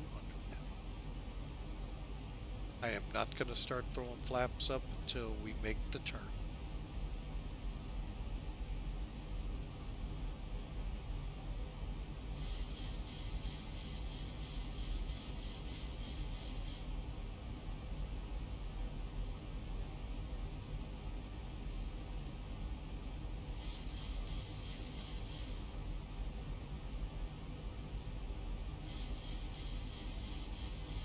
As we go. Okay. Last check. Set. Brakes to 3. And like I thought, we're getting into some fog. So I may just to be backed up. ILS.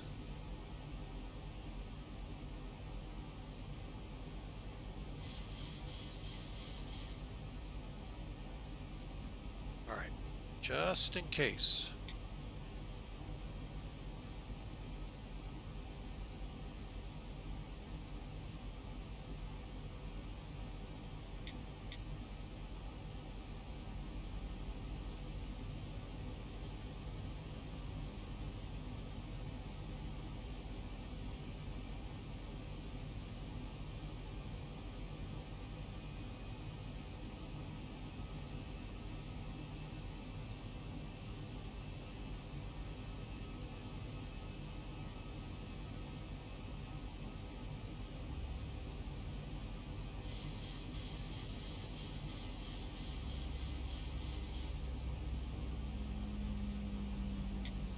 As we go.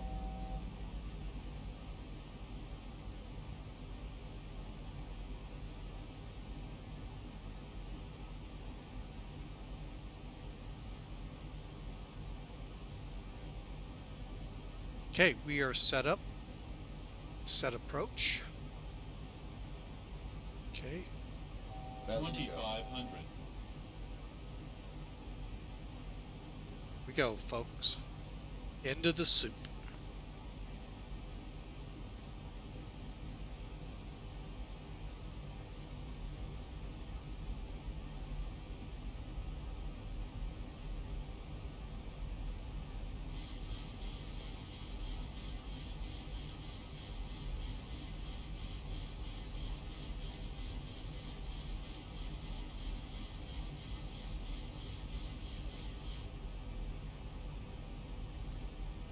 Flaps 5.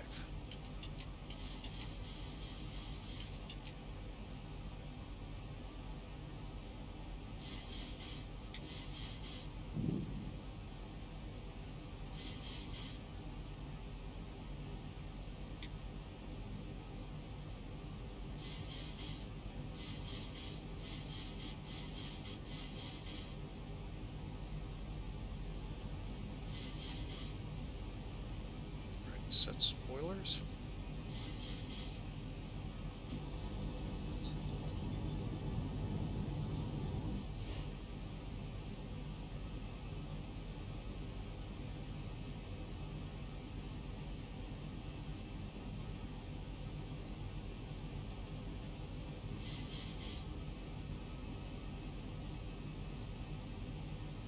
Okay, localizer captured.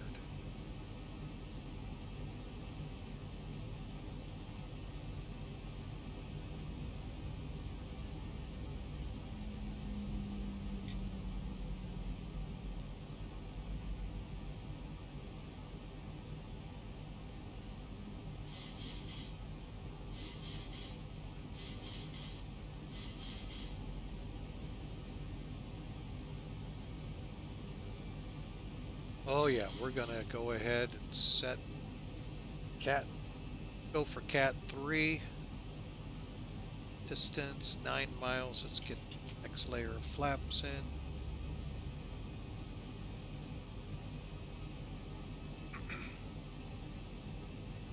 Here we go, folks. This could be a cat 3 arrival.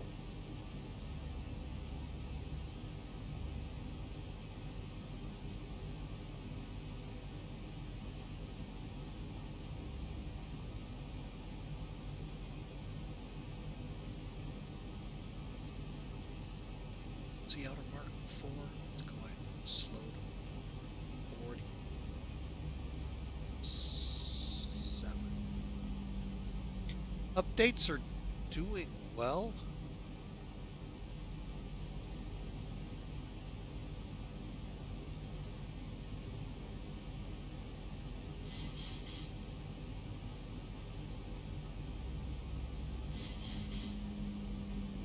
Next layer and flap and gear.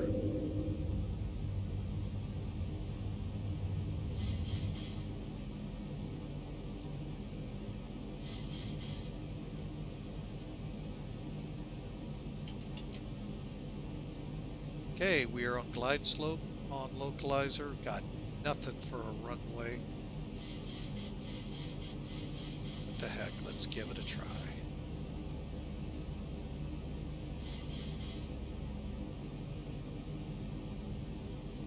I don't see crud.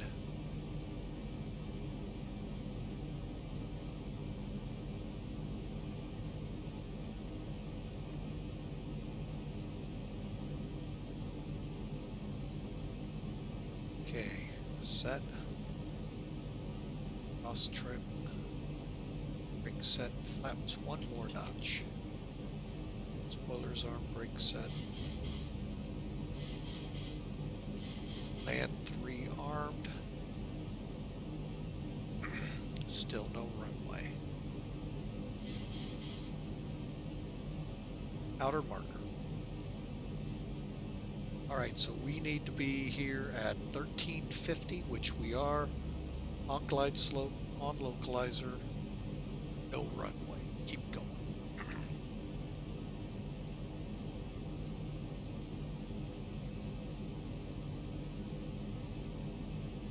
1,000.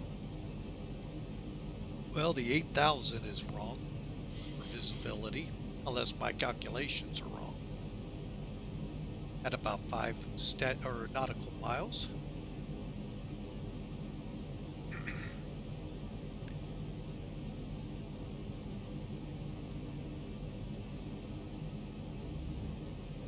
Okay, got a runway.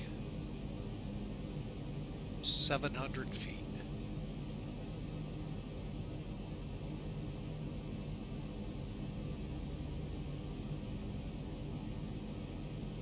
Wait a minute, is that the run? Oh, there it is. Got it.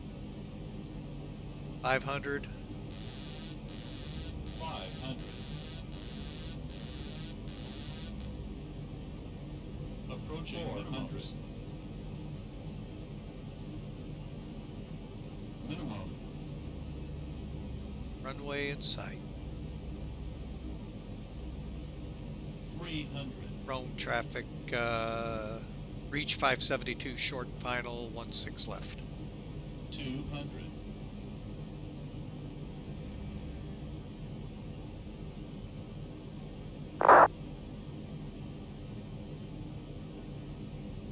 Long landing. 100.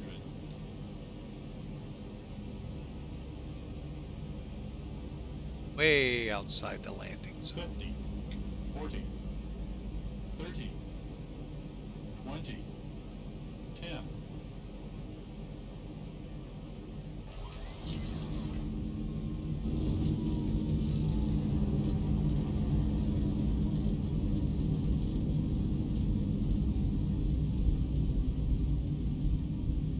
Knots.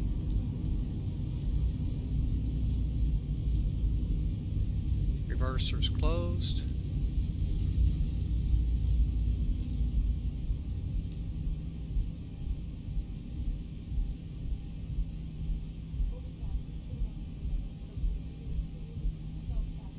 I just wanted to get closer to the end of the runway so I could get off.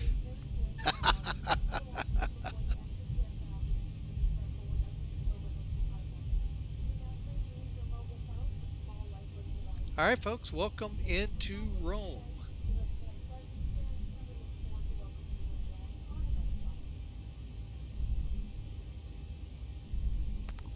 All right.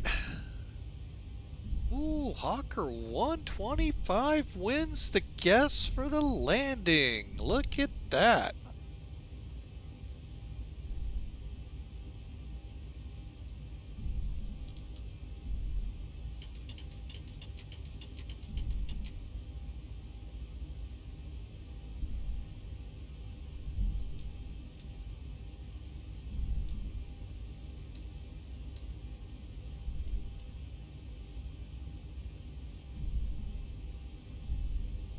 Looky there, Hawker.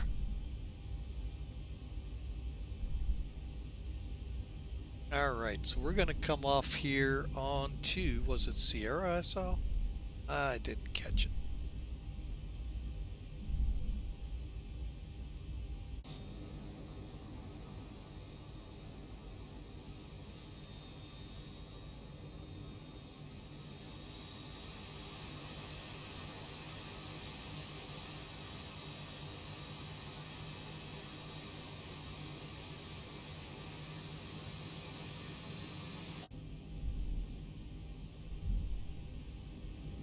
Alright, speed brakes are up. Well, we tried to do our best for you there, Hawker.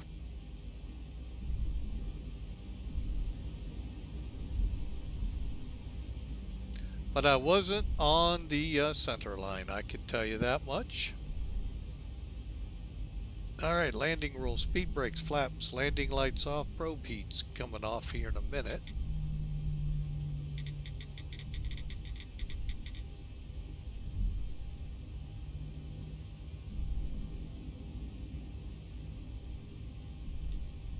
Oh yeah, and I meant to have my anti-ice on. Okay, and stape trim 4 units. It's definitely working.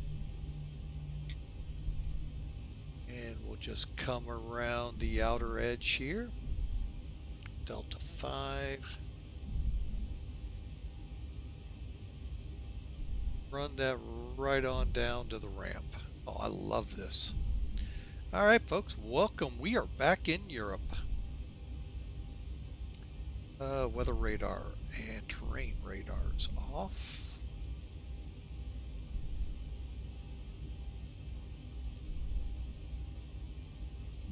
And TCAS off.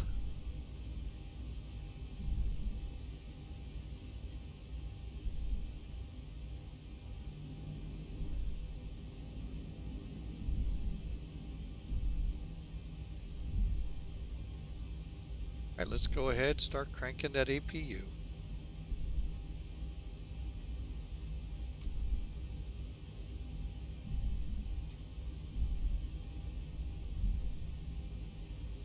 All right, folks, hope you enjoyed the ride.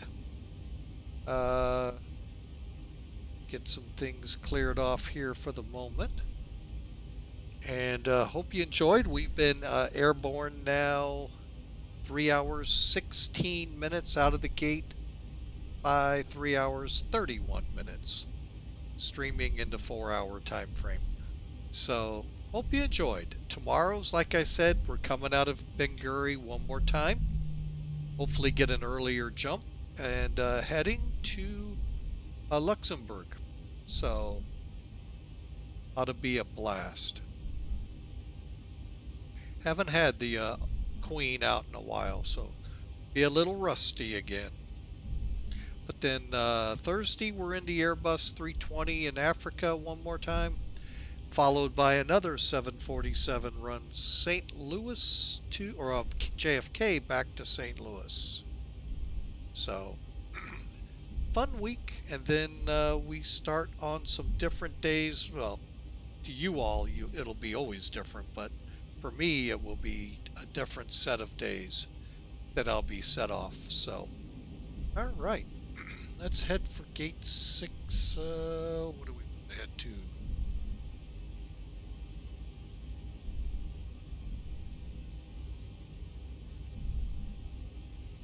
How about 6? What the heck? We'll shoot the middle. 612. Well, we see someone down there. Maybe they're in my gate already. Take what's available. But again, hope you enjoyed, folks. Stick around. We will do some replays of that landing, talk about the numbers, and who knows?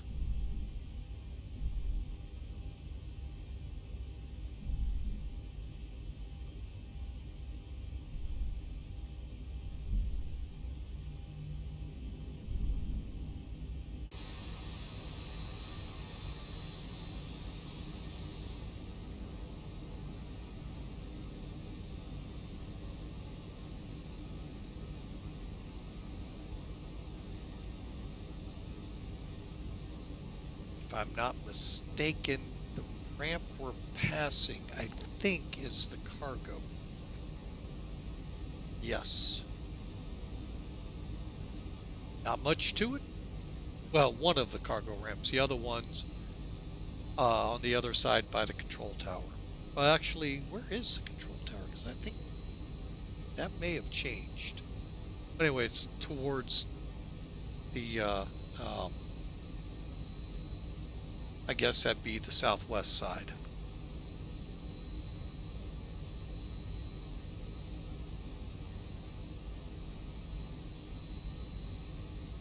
And from what I could tell, the real world El Al flight that flies the 737 today went into Terminal 3, which to me is a bunch of gates, so I don't know which one they actually hit. But yeah, that's where we're going to aim for. Should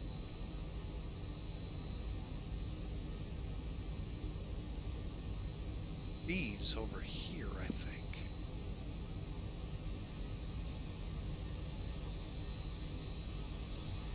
Yeah.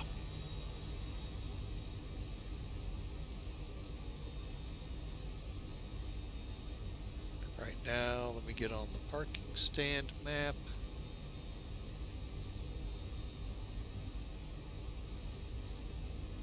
Okay.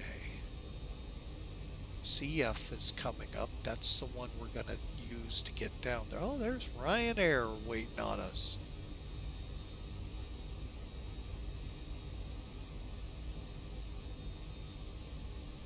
Okay.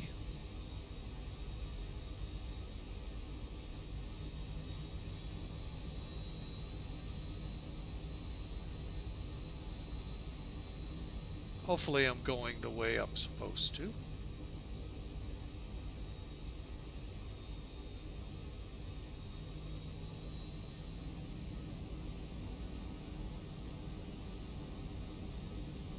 I could have came down R, I guess.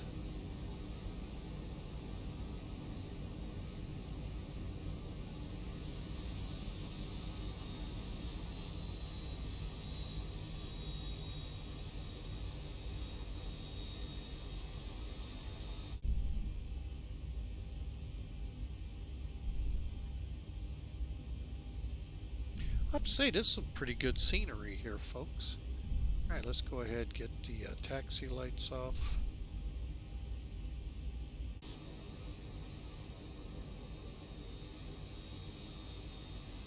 What did I say, 612? I got a feeling that's going to, yeah, I'm going to go right on to it. How about that? I didn't know that, folks. My map doesn't look that way.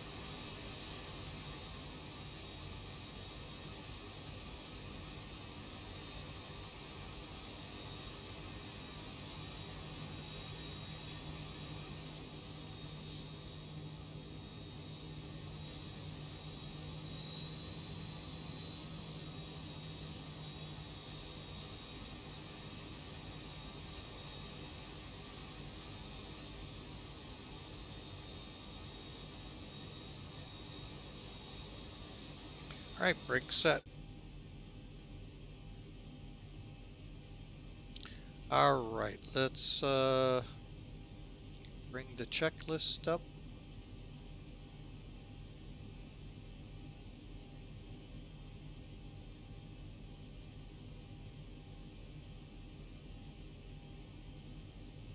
Get that out of the way here. Alright, let's see. Parking procedure. APU. You already know should be... What's going on with my... That's what's going on. Running away from the cat.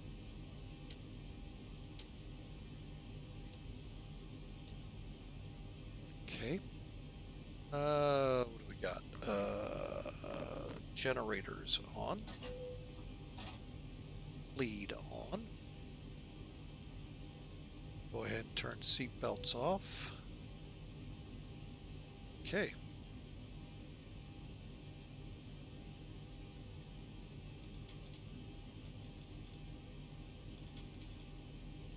One thing I really hate about X-Plane.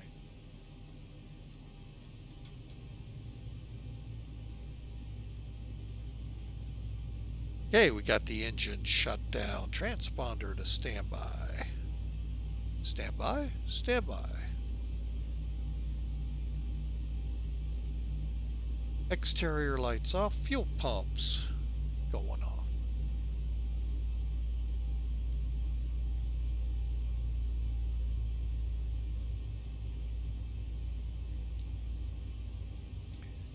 Anti-ice off. Hydraulic pump set. Brakes off. APU good. We're good to go. All right. So the checklists are done. Delete and file.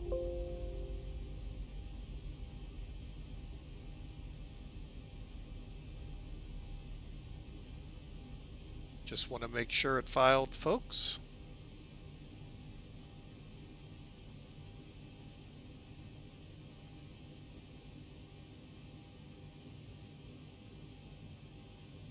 All right, perfect. Come back to that later. All right, get that out of here. Looking over the rest here, folks, let's get this minimized. Again, I hope you enjoyed. It's been about 4.5 hours. We got about, give me about another 5-10 minutes of your time, folks. We'll wrap it up. And see you then tomorrow. So hang on just a second here. I'm going to go ahead and come off of ATC. And let's bring up Sim Toolkit again. Now again, folks, remember at the beginning, I kind of gave it a shameless plug because I don't get paid for it. And I'll plug this to the till the end of time because it's such a great product. Volanta, by the way, is coming up. They're doing a lot of great stuff too. This is free. Volanta's free, although for some of the stuff that I've seen there, now you got to pay for it. That's okay. That's up to you. Here it's free. Sim Toolkit's up.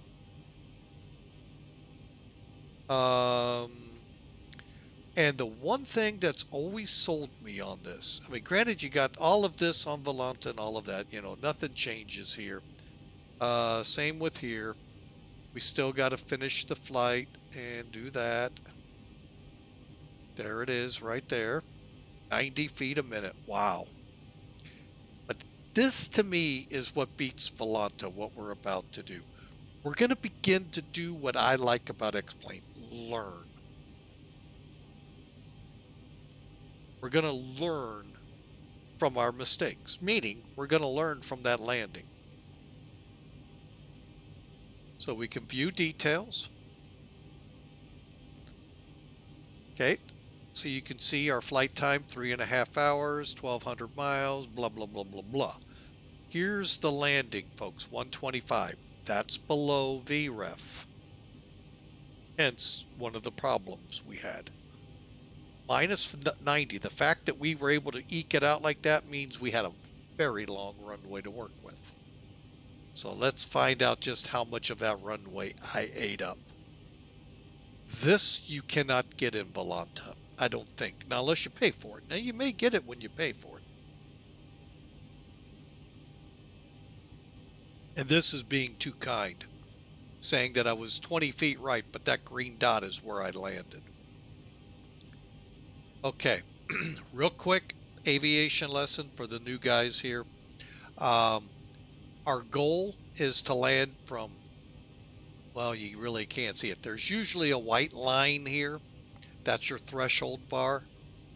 Anywhere where you see these hash marks to here, that's your quote landing zone. That's what the real world commercial pilots shoot for. All of this other stuff they don't get. I don't even think the airline gets it. So to know that they landed at 90 feet a minute, they can tell that. You can tell that, folks, in a plane. Well, okay. Granted, I only flew Cessnas, and I think if I hit harder than 90 feet a minute, the wheels might be on the runway. No, just kidding. They can take a beating. Cessnas and Pipers. So, but anyway, now visually, when we come off the ILS, you know, we see the co-pilot's pilot not flying says, see the runway. We look up, we then begin aiming to touch down here at the aiming bars. Aiming point, aiming bars, whatever. So that's where we try to touch down. Unless you're flying with Mike and then we say, you know what? I have 12,800 feet of runway. Who needs to worry about landing zones? Who needs to worry about minimums? No, seriously, folks. Plenty of runway after this, as you can tell. We were almost 4,000 feet away from the threshold. We were right 20, so you get a lot of numeric data here. Then X-Plane takes this one step further. Make sure we're set up here. Okay, no chocks. Sometimes it crashes to desktop, and we're still beta, so, you know, cool with that. Parking brake is set. Bus fussers can do what well, let me see if we can do it first, because I don't want to jinx myself. Perfect. Bus fussers can do this, but they got to download a program, start it before the approach, or wherever they want to go back to watch it, and then it works. Here, this is our flight recorder, folks. It starts from the time you're on the ground, in our case, back in Ben Gurion, Tel Aviv, Israel. And you can look at any point in there you want. Me, I'm just going to go take this little mark back. How far out are we? That looks good. Key up some appropriate music.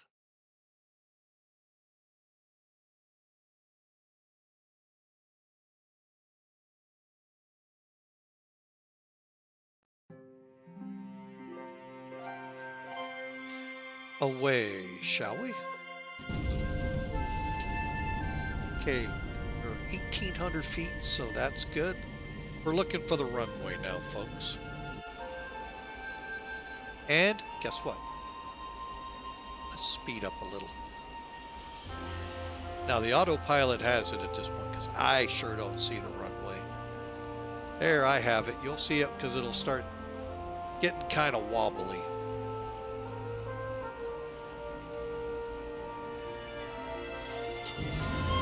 Whoa, what just hit it?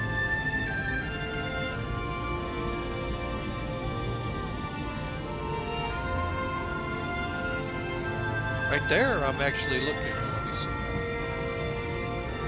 Looking good. But we all know we landed way down the runway. Kind of like a pilot at our airport that likes to do that. But it makes sense. He's trying to get closer to the air. Here we go, folks. See, we're way high, way low. Yes, a go around on a shorter runway, but with nearly 13,000 feet of runway, why not? And look at all that grease on the road. As we greased it in.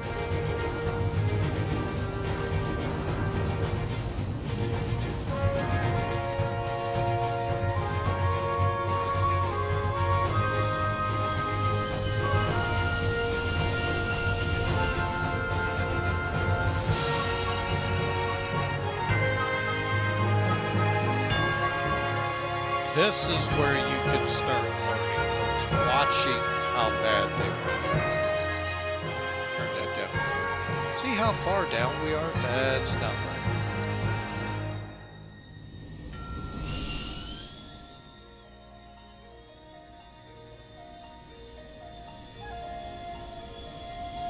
I think I goosed the power a little bit to keep us closer to 145.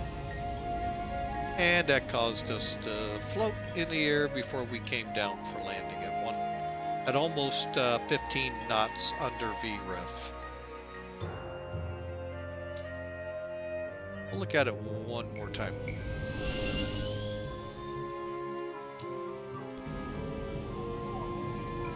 Now, from this seat, it doesn't look too bad.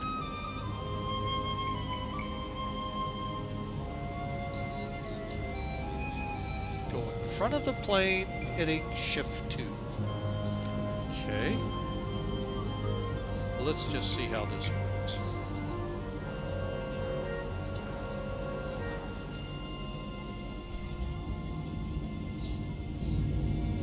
All right. Let me zoom back out.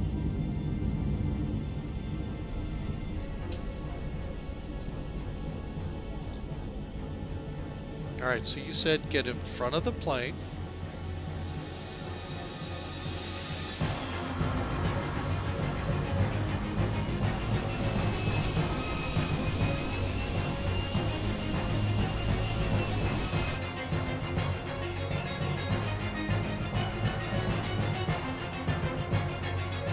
Why am I hitting shift 2? Oh, I see what you want.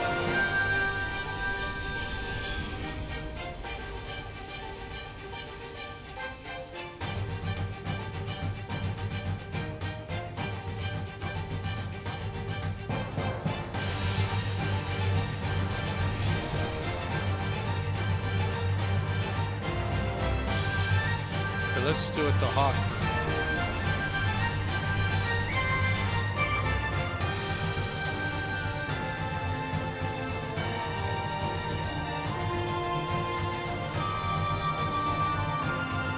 You can't even see it. Look at that great landing, guys. Looks great always from the tower. All right, folks, that's enough. We've had a great time. I've taken more of your precious time than probably I should. 4 hours and about 45 minutes. So, folks, thank you for being a part. Thank you for coming on board. I look forward to seeing you all tomorrow. Folks, don't forget the deal. Friends at HelloFresh. If you're new to them, go to HelloFresh.com. Use the promo code. Here, I'll send one out to y'all. And use that promo code. Get 21 meals free. Plus, they ship it to you for free. Folks, great deal in the wintertime when it's sometimes really tough to get to the store. Folks, be kind to your neighbors. Always remember, be strong, be courageous. And, oh, sorry, folks.